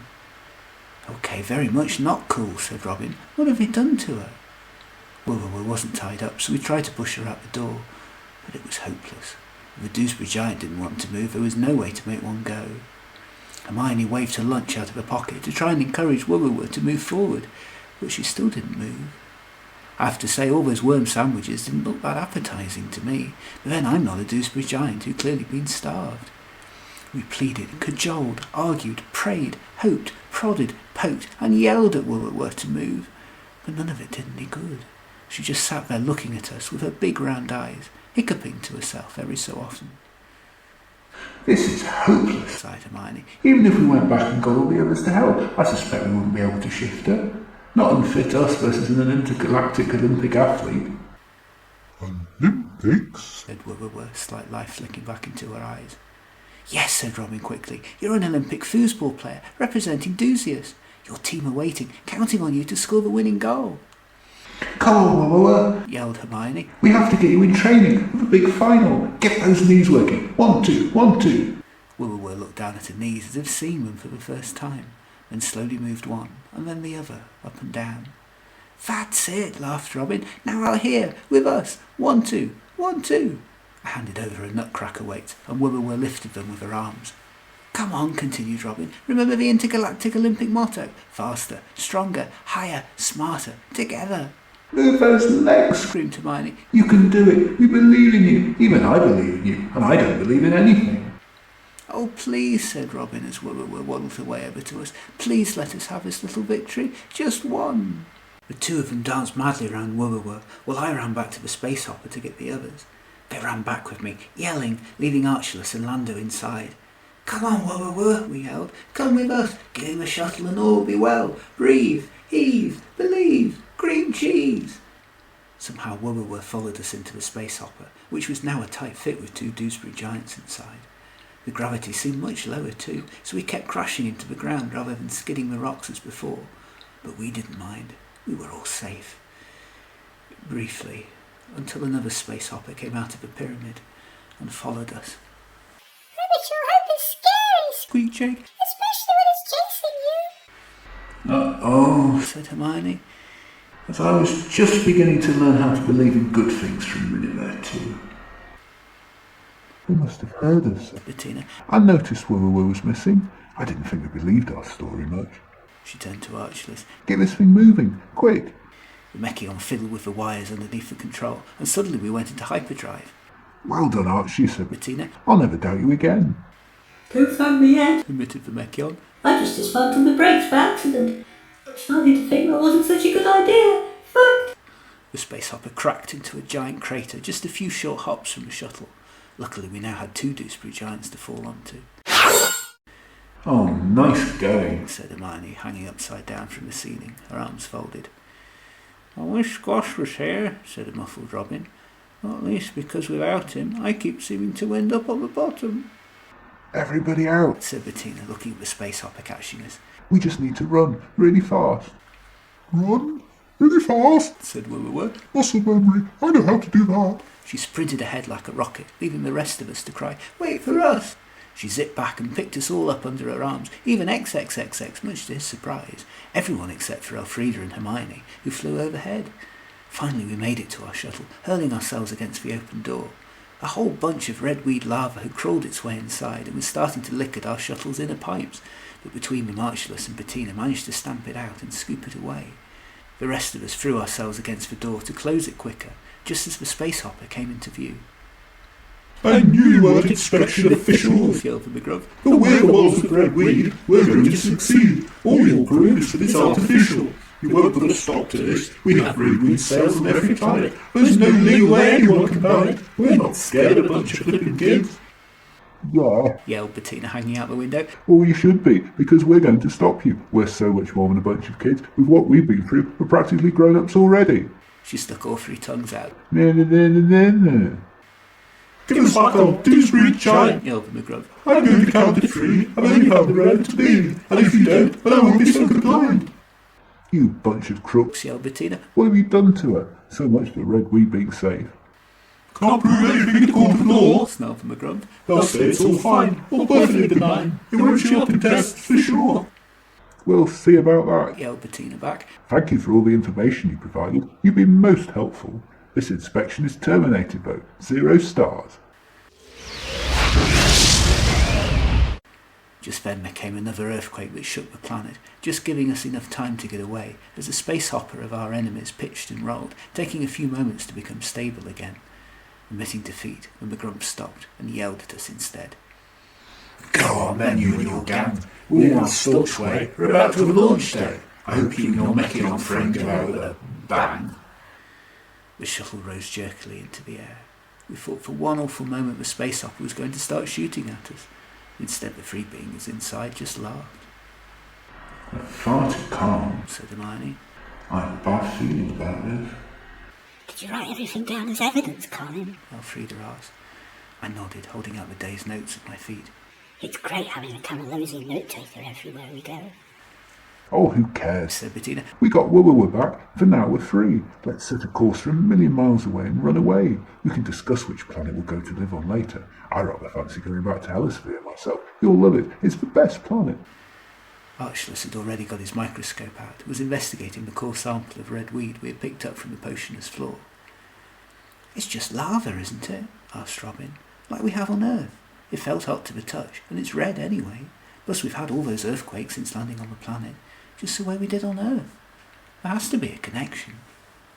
Archelaus shook his head and whistled. Oh, Afraid not. he said. Oceanus isn't a volcanic planet. It's one of the oldest in the galaxy, and cooled eons ago, so there are no tectonic plates. Ooh, tectonic plates, Said XXXX in the background. That reminds me, it's time to eat. Elfrida said the same, added Robin. But why? Why wreck the planets we can live on? It doesn't make any sense. Actually, logically it does. Said Archelaus. Assuming enough of these unscrupulous people have enough warning about what's going on, all they need to do is find a nice comfy planet somewhere, evacuate enough goods to live off luxuriously for the rest of their lives, and they can either hold the universe to ransom for lots of money, or let it burn and not care. It's all about greed. Most bad things are, somewhere. They would have to pay people to look all the other way though. They couldn't just do it themselves. There's probably a bunch of politicians out there right now with their own four-post bunkers they're ready to dash to any second. That's awful, said Robin. And nobody would care about any of us, even their home planet, or the end of civilization, future generations. Not if they're well paid and can look after themselves. Said Hermione. Let's face it, how many of the older generations have cared about us lately? On Habridat we are the same. Never trust anyone over 300. I really hope that's just you being cynical, Hermione. Got Bettina. Because if you're right, that means we could all be in danger. Oh, it's so scary about now. Whispered Jake. But somehow, that's worse than scary. We would have nowhere to go to, any of us. Not even the Mekkions could terraform a new planet in time to save more than the basics of our 11 civilizations. More than that, Said Elfrida. we've seen the speed with which this thing can ruin a planet. I think those crooks in there are the only ones with full warning about what will happen. And they're the worst possible people to have it, because they will try and stop us and counteract everything we say. We have to speak up and tell people about all this, though, even though they won't listen, because we're only kids. Look, I know we wanted to lie low after this and hide, but this is bigger than us. We have to warn everyone as best we can. It was a beat while we looked at one another, terrified. Okay. Laughed Bettina. Well, let's hope that's it on awful apocalyptic revelations for now. At least for now we're back to normal, and back to being just a carefree class of kids again. If only for a few hours while we fly. Not fully back. Said XXXXX sadly.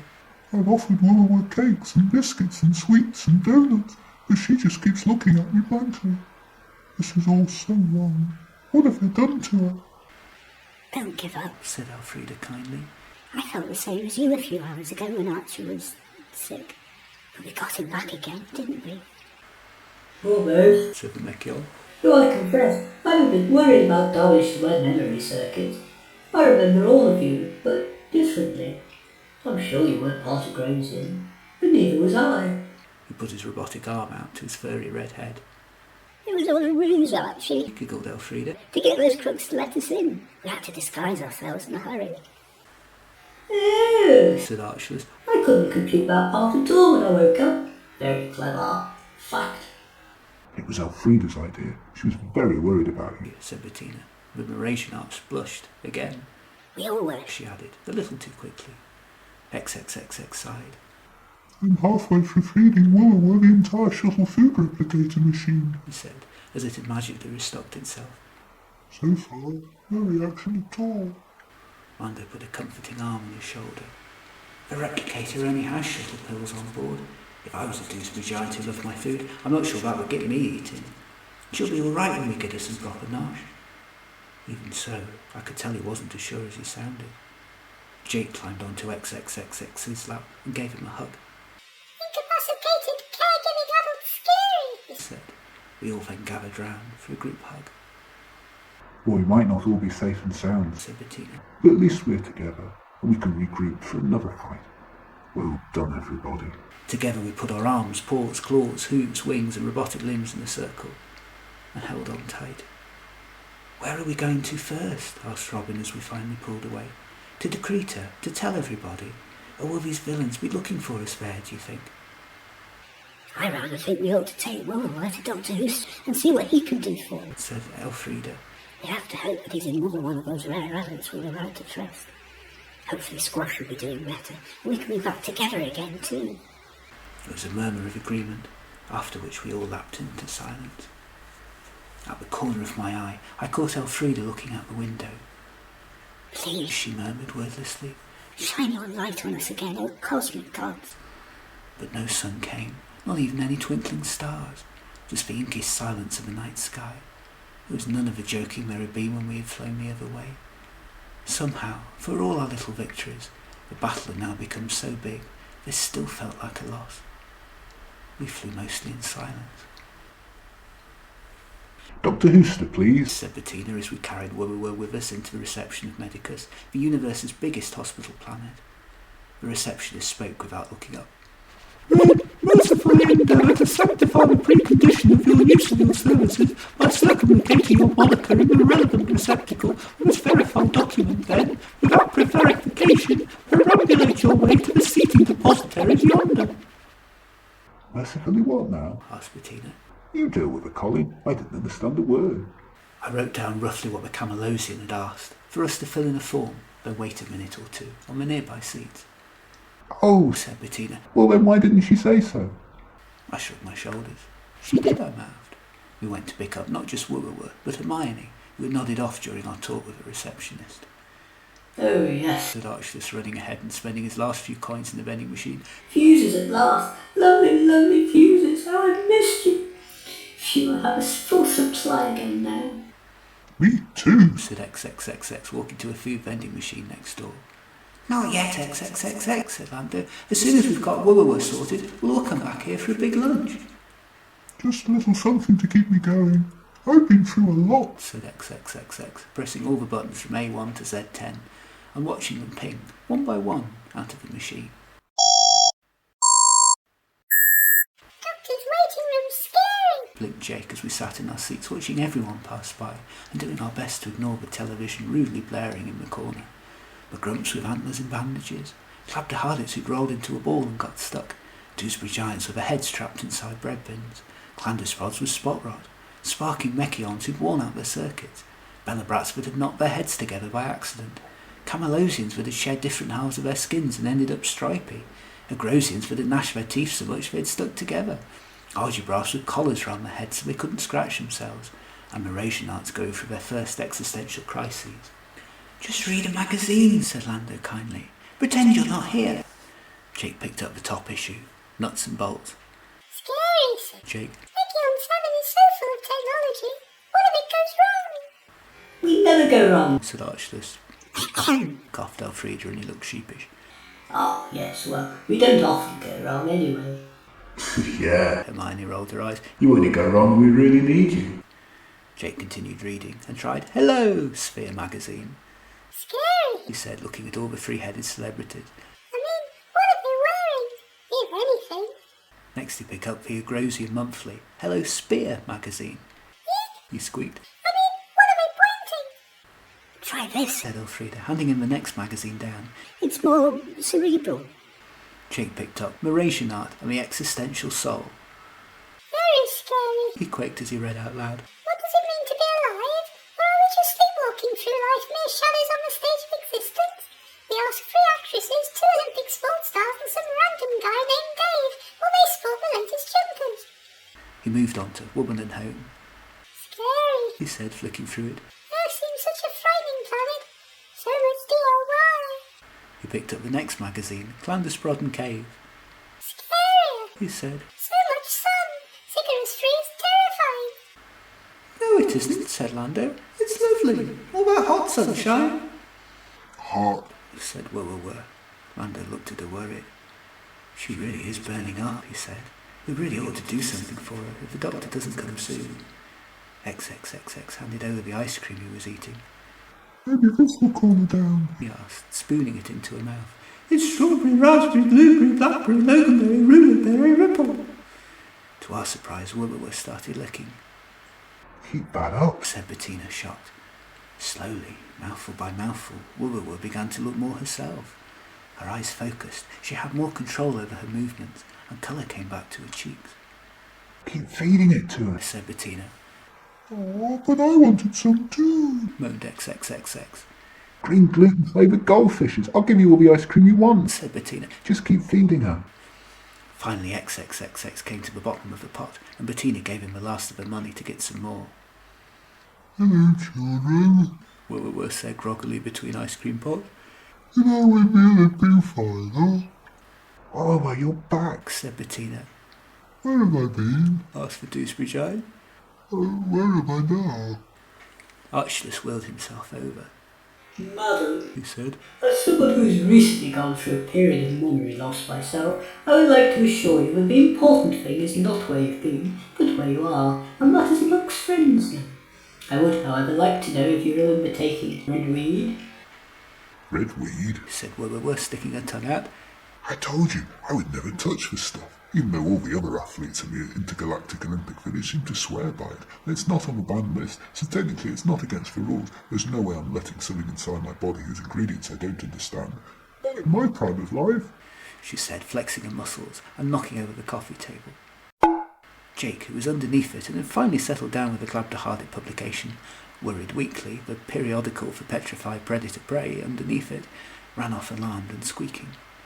Lando went to put it back again, apologising to a couple of Agrosians on the nearby table, who had also been knocked over, and who gnashed their teeth in anger. Oh, said Bettina.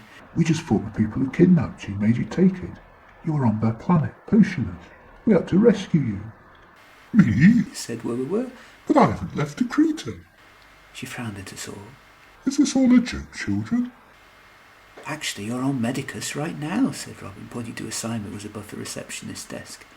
We brought you here because you were sick. Sick? said Wubba, jumping up and knocking over the table again, setting off the Agrosian once more till Lando calmed down. I'm an Olympic athlete. I'm fit and healthy. I'm at the top of my game. She stopped and paused, feeling herself all over. Why do I feel so thin? What happened to all my calories? I don't think we fed you very well when we kidnapped you, said Bettina. I don't think we knew how to take care of a Doosbury Giant. We only just started feeding you again on our way home. Wubba looked confused and rubbed her hands together, suddenly wincing and noticing a pinprick on her arm for the first time. What's this? she said. We all have one, said Robin, showing off her leg, and the rest of us did the same. They did it to us back on Orpheus. I think it's where they tested us for what the effects of red weed were. They can't have been much good at testing, though. I mean, they missed all of squash's side effects. Our teacher should have gone back to school then, laughed Hermione darkly, opening one eye from her latest nap. Oh yeah, that's right. We were at school, weren't we? The children meant to be sick. Wait a minute, said Elfrida. I don't think they were testing us for side effects at all. I don't think they care about them. They just wanted to know how far they could go pumping red weed into our systems or making sure it stayed benign and didn't show up on tests. If only we knew what made it suddenly fire into life, we could prove that we all have it on ourselves, and maybe undo it the way we have with you. She looked Wubba up and down. I still don't quite understand how you came back to life, though. One moment you were still gone, the next moment you were back with us again. All Wubba did was feed you. Oh, said Archelaus, clutching his forehead. They said something in the factory. What was it? Darn it, some of my synapses haven't realigned properly yet. I know how you feel, sighed Robin. Oh, well, you're back. You were so far away. He yelled XXXX at the top of his voice, running over and putting his arms round Wubba's neck so fast that he knocked over the table again. The Agrosians next to us got up and left tutting and glaring, despite Lando's frequent apologies to them. Yes, little one, said Wubba, swinging the Doosbury Giant in her arms as if it was a Glabdiharbit, and knocking over the table in the far corner the people who had been next to us had just walked over to. I didn't even know I'd been away, but I'm never leaving you, and never ever going back again. Just then the receptionist called out to us. That's what's new. You may go in and see Dr. Hooster now. He's waiting with your Agrosian friend. We rushed in to see Squash, hoping that he'd changed the way that Wubba had. However, he didn't seem quite so zombified as he had been. He most definitely wasn't his old self either. He raised his hat when we came in and tried to make us tea. I'm sorry, we have no sugar, He said politely. but we must put up with life's little inconveniences, mustn't we? Can't grumble. All of us had forgotten the change in him over the past few days, and I for one had half convinced myself that Squash should be right back to his old and friendly aggressive self, if only we could get him to a doctor. It was most disappointing. "Oh, Squash," said Lando, stroking his arm. "What did they do to you?" "We can't seem to find anything wrong with him," said Dr. Hooster, scratching his bald head. I'm totally at a loss as to what's wrong with him. He should be running around throwing spears at people, gnashing his teeth and being generally grouchy to everyone. Instead he insists on pulling out chairs for the nurses to sit on, helping with the tea, and cheering up the patient. In any other species it would be great, but in an Agrosian it's most sad. Did you ever get any luck with the redweed sample I gave you? Did it show anything on the tests? asked Elfrida. The doctor shook his head. It came back negative on everything. He sighed. If there is something bad in it, then it seems to come back to sleep again, but it won't show itself on anything. I'm sorry, what happened to your friend might have no physical source at all. Maybe he had some sort of a psychological breakdown. Dr. Hooster looked guilty. Look, I know you're not really in a position to, but I have to ask you about payment. I took a shuttle out to see you on Orpheus too. They're quite pricey, you know. And you are jointly responsible for the care he's received here.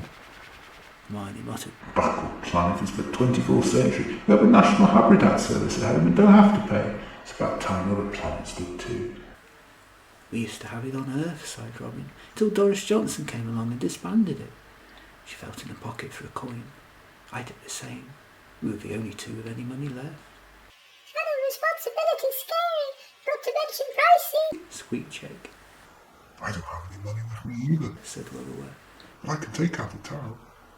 Money only, said Dr. Hooster. Sorry, this medical planet is private, and none of you are old enough for health stamps. I'm sorry, said Bettina. That's all we have with us. But we do have a job now. We'll pay you in instalments. Promise. Dr. Hooster sighed.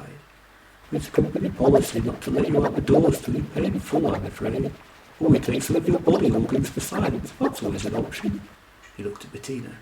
You don't really need all three heads, you know. You can exist with two. That million millipedes on motor scooters. Cried Bettina. You're not having one of my heads. I'm rather attached to them. Wait a minute, I croaked, fiddling in my pockets as all 13 heads turned to peer at me.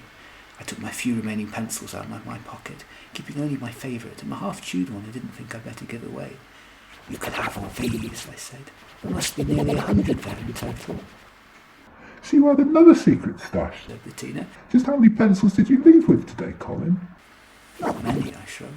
Maybe 1,000. This really is it now, though. Colin, said Lando, who realised how much it meant to me. Do you mean it? Of course, I said, nodding at Squash. He's my friend. We are gratefully accepted, smiled Dr. Hooster. You will have to take your friend, though, I'm afraid. There's nothing more I can do for him in any case. The nurses here will miss him. He was such a helpful fellow. Just 1 minute. Said Elfrida. XXXX. It's a long shot. We feed Squash and had ice cream and gave Willow just to see if it works. While we waited, we told Dr. Hooster about Willowa's recovery. He looked surprised and laughed. Coincidence, I think. Well, it's amazing what endorphins a good meal releases. Now, if you'll excuse me, I must get on. I hope you can see yourself out okay. Suddenly Squash came back to life.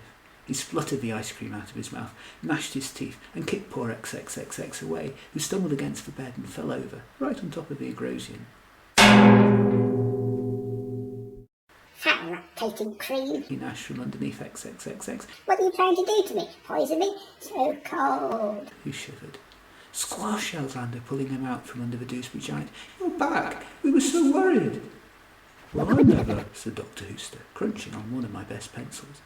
I never would have believed it if I hadn't seen it with my own eyes. Maybe he was just hungry.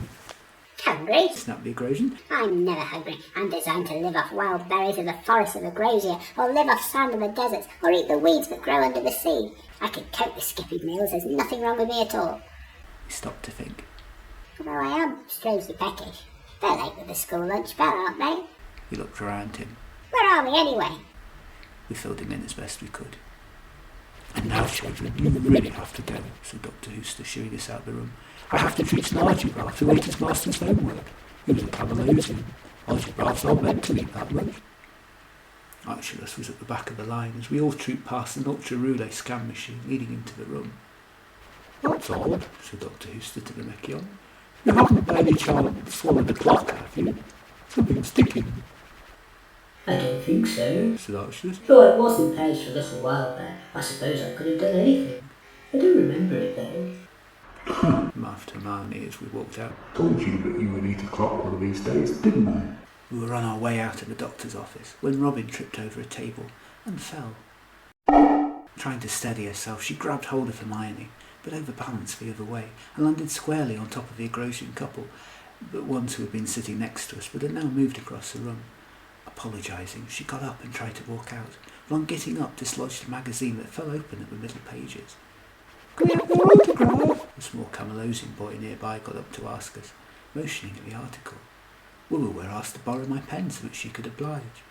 One of my fans, She said, pleased, patting him on the head and reaching into a tunic for a spare donut. Who are you? Asked the lad. I was asking them. Wilbur looked hurt and turned round to see who we were staring at. To our surprise, it was us.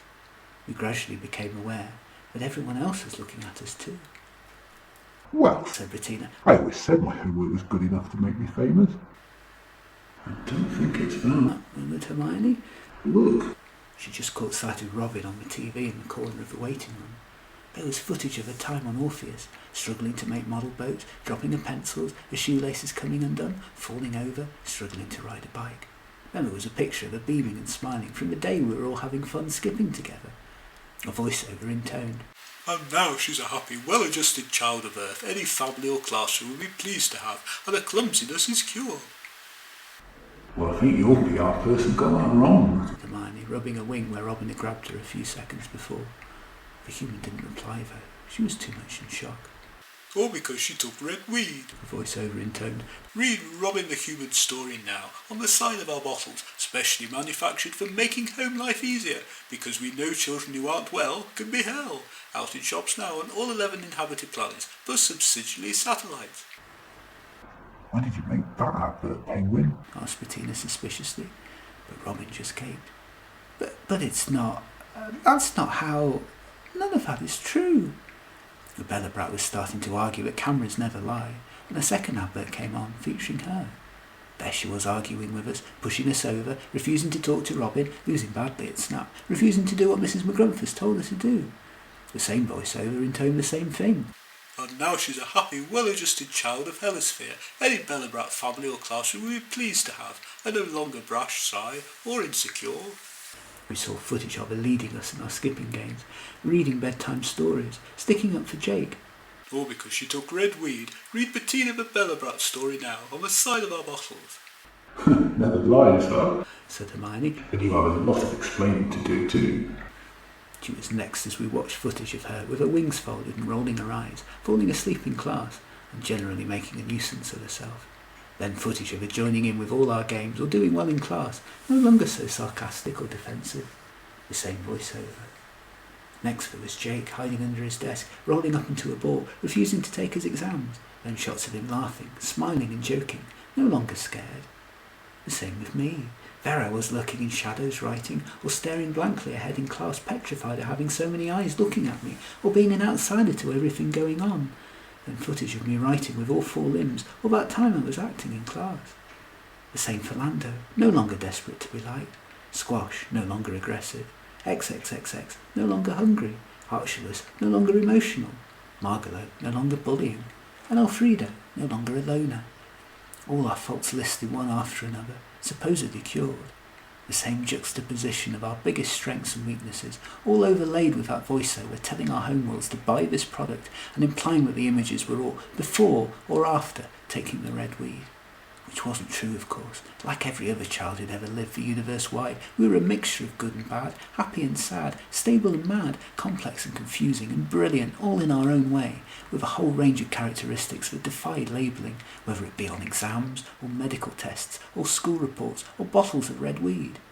None of us knew what to say for what seemed like ages. Bettina absent-mindedly kept writing autographs for I noticed. Well, I'll be, said Elfrida eventually. That must have been the footage of us we saw on screen in the cave on Decreeta when we stole that shuttle. So this is why they were filming us. It's all a pack of lies. Snarled Bettina, looking much like the angry herself from the first half of her advert.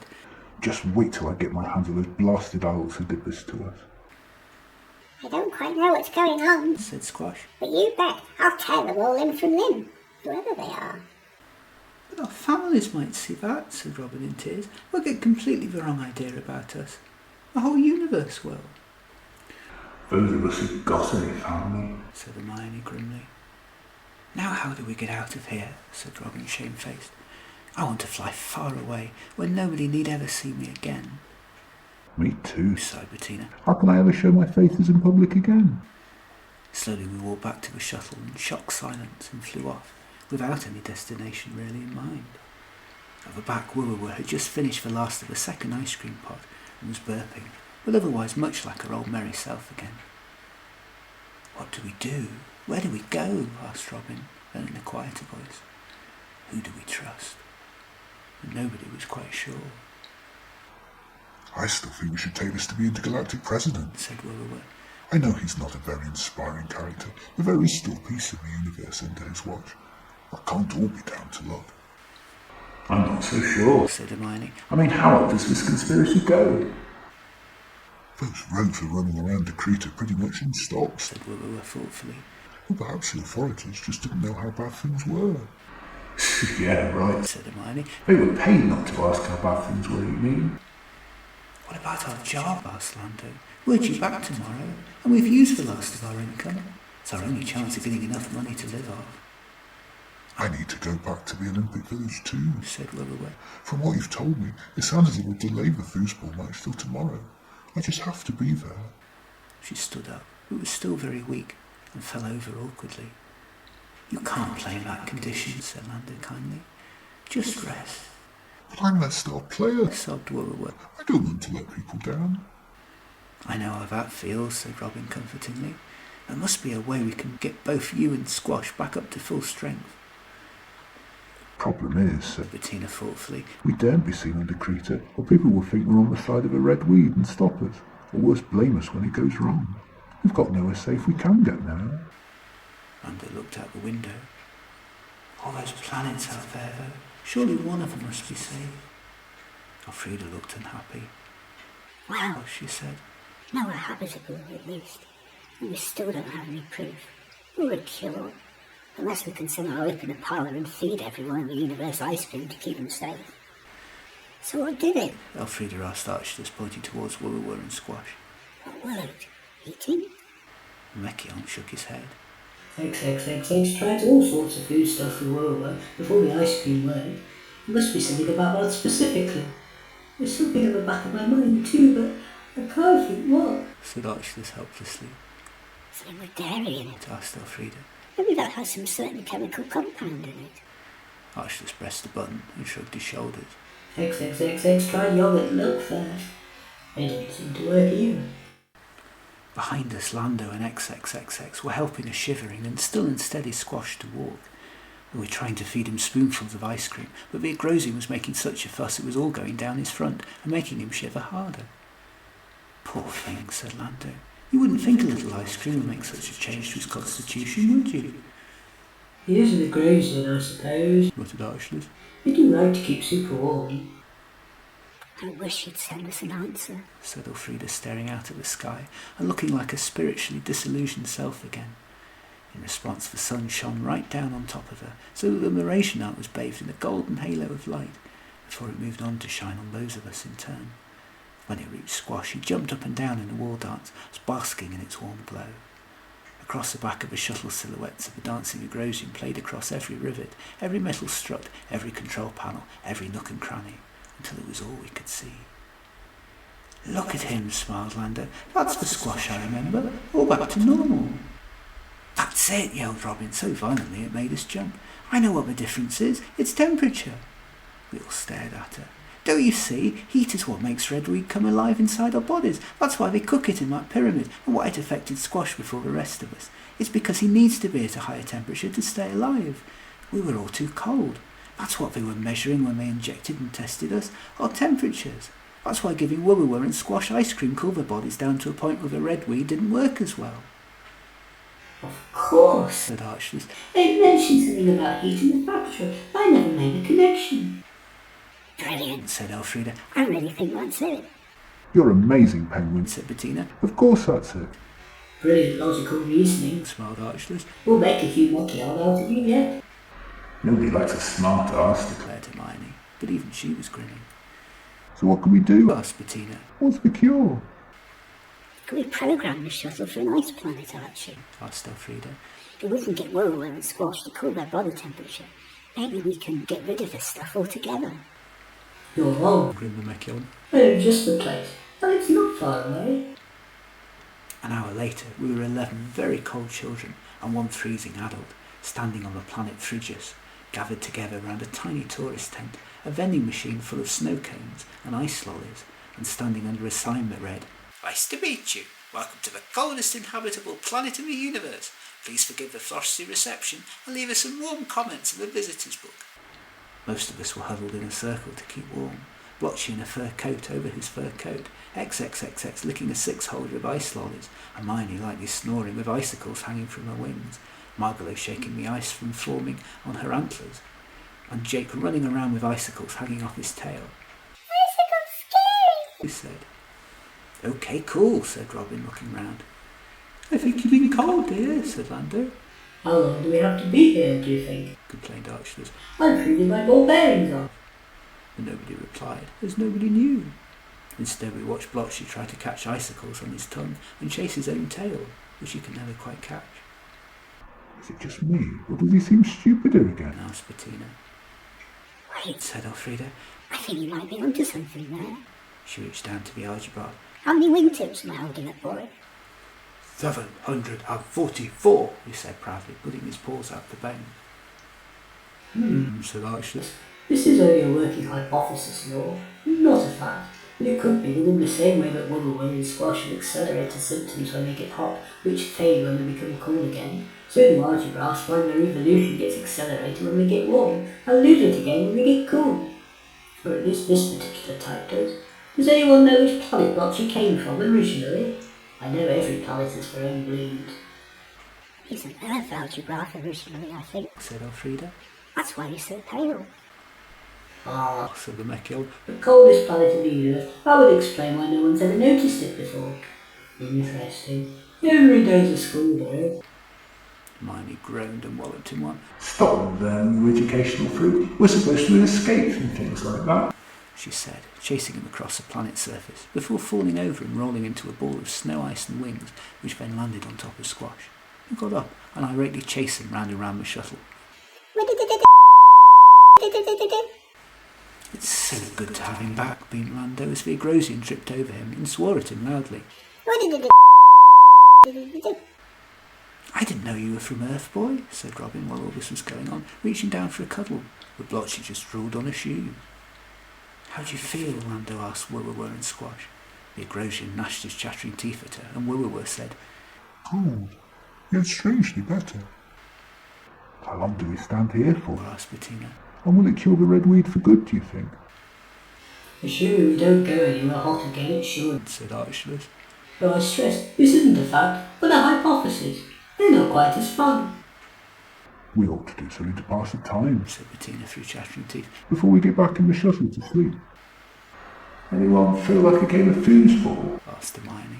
We were all too cold to move. We could listen to a story, said Robin. Oh yes, Said Hermione. whose turn is it? Mine. Said Archelaus proudly. It seems somehow apt to give you the story of how Mekkion was created. Are you sitting comfortably? Hell no. Said Hermione. I'm freezing my wings off here. Something hot, please. And I'll begin. And take your mind off it. Carried on Archelaus. Back in the olden days of millennia gone, there was a planet named Mekkion 1. Every species there were flesh and blood. We looked nothing like humans, in fact, just taller, stronger, and wiser. Charming, said Robin. I'm beginning to wish I hadn't suggested this. Anyway, Continued Archelaus. our scientists were curious as to how our planet had formed, so they invented a time machine and went back in time. Before you ask, nobody knows how to use a time machine nowadays, so we can't just go back in time and destroy red weed before it starts. If this tale is true, and not just a myth, then the knowledge has been hidden from us for millennia. There is a myth that it is buried on some lifeless planet near Mekkion 1, and no one has ever found it. That's a tale for another time, though. You see, I am afraid to say that no one has looked after Mekkion 1 very well. Our planet was proud of its scientific heritage. In our pursuit of science, we had stripped our section of the universe bare of all its resources, and it had grown very cramped, overpopulated, and under-resourced. Our chemicals had also turned the sky's atmosphere thin, so toxic gases fell on us, and poison rain ended up falling on us and re-entering our food supply. We could have moved planets, but everyone quite liked Mekkion 1, wanted to live on a clone of it. However, we couldn't find any in space as perfect as the planet we were on, so the scientists decided to form a new planet by watching the old one grow. They went back in time several billion years and watched atom after atom form in space as an asteroid belt gradually formed in small clumps round our sun. Watching on fast forward, they saw billions of years of work take place as the rock particles were fused together and coalesced into one giant whole that became our planet. As rock pounded rock, it caused giant supervolcanoes which spewed out giant rivers of lava everywhere we looked. However, one of the scientists who was watching wanted to get a closer view. He put the whole team of scientists in danger, and as it turned out, his planet too, for he fell into the volcano and took his time machine with him. As he crashed into the planet's surface, his body was very badly burned, but the other scientists repaired him as best they could. They stripped parts of the wiring from the time machine and all the robots they had with them on the shuttle bare, and built him a brand new body. Soon only his head was flesh and blood, everything else was artificial. Somehow the scientists pulled through and rather liked his new body. The scientists returned to their own time with a plan of recreating their world, and they formed Mekkion 2 just a few light years away from the old one. However, it all went a bit wrong. Every time the scientists thought they had created the perfect planet, there would be an error. The planet would tilt just a little too far towards the sun and melt into a fiery pool of lava, or it would float away from the sun and become an ice planet. In fact, this very one we're standing on now. It's technically named Mekkion 1.17. All the wrong chemicals would grow in the atmosphere and make everyone choke. All the volcanoes would grow just a little too large and swamp the planet. Or great clumps of acid would fall from the sky where we pumped too many chemicals. Or giant ravenous beasts would evolve and try to eat everyone. Or the pool of life we expected to take millions of years to grow and were quietly ignoring turned out to be breeding ground for Agrosians. Archie reached down and tickled Blotchy under the chin. So what happened? Asked Robin. Well, said Archie. as planet after planet failed, our scientists took more and more risks. Some of them burned, others froze, some choked quite badly, more were stung by acid rain. Soon our population began to get fed up with our scientists. We thought building a new world would be easy, but it turned out to be impossible. It really is remarkable that 11 full planets ended up being ripe for our 11 different kinds of civilization, as far as we know. Life really is very fragile. It doesn't take much for things to go wrong, and even with trying to replicate our planet precisely, we kept making errors. Eventually the Mekkions gave up trying to build a new world. However, what we discovered instead was that we were rather good at rebuilding people to survive more than our ancestors could. The scientists who'd been burned or frozen or struck by acid or lava all recovered, each one built with the same electronic spare parts our planet was full of, and none of them felt a thing. They soon adapted their new bodies, not only to life on Mekkion 1, but to all the nearby planets in our solar system, creating Mekkion 2 and Mekkion 3. Every time our planet is used up and runs out of resources, we move to another one and adapt ourselves to suit it. I myself was born on Mekkion 6. Now Mekkion 1 has been left alone long enough to become habitable again too, starting off a whole new satellite for our people. We haven't learned our lesson though. Never again did scientists try to start a planet from scratch. We have no right to meddle with nature, only with ourselves, with permission. Just look at what happened with this planet. That's what's so evil about this red weed scheme, said Bettina. We didn't give permission to be changed, none of us. You're the clever one. How do we stop them, Archie? But the Mekkion just shrugged his shoulders. I don't know, he said simply. All I do know is that the longer you survive, the more chance of finding answers you have. So let's survive as long as we can and hope the answer comes to us some way, somehow, soon. At least this is one problem we seem to have solved, said Lando, as Squash and Wibblewobble ran after each other throwing snowballs. They both seem back to themselves now. Is it safe to take them back into the shuttle, do you think? Yes, agreed Archelaus. let's try it anyway. We can always come back again. The real question is, what happens next? Where do we go? But there were no easy answers. Just the howling of the wind on a discarded world that should never have existed. A mistake left by a civilization who prided themselves on never making mistakes, and a reminder of just how short life could be when people of any species meddled in things they didn't understand. Squash and Wibblewobble seemed to have gotten away with this for now, but how much longer would we last as a group, now that people would recognise us, and so many people were out to stop us? I felt a chill go down the back of my spine that had nothing to do with this planet, and its ice, and everything to do with what might be waiting for us, back in civilization.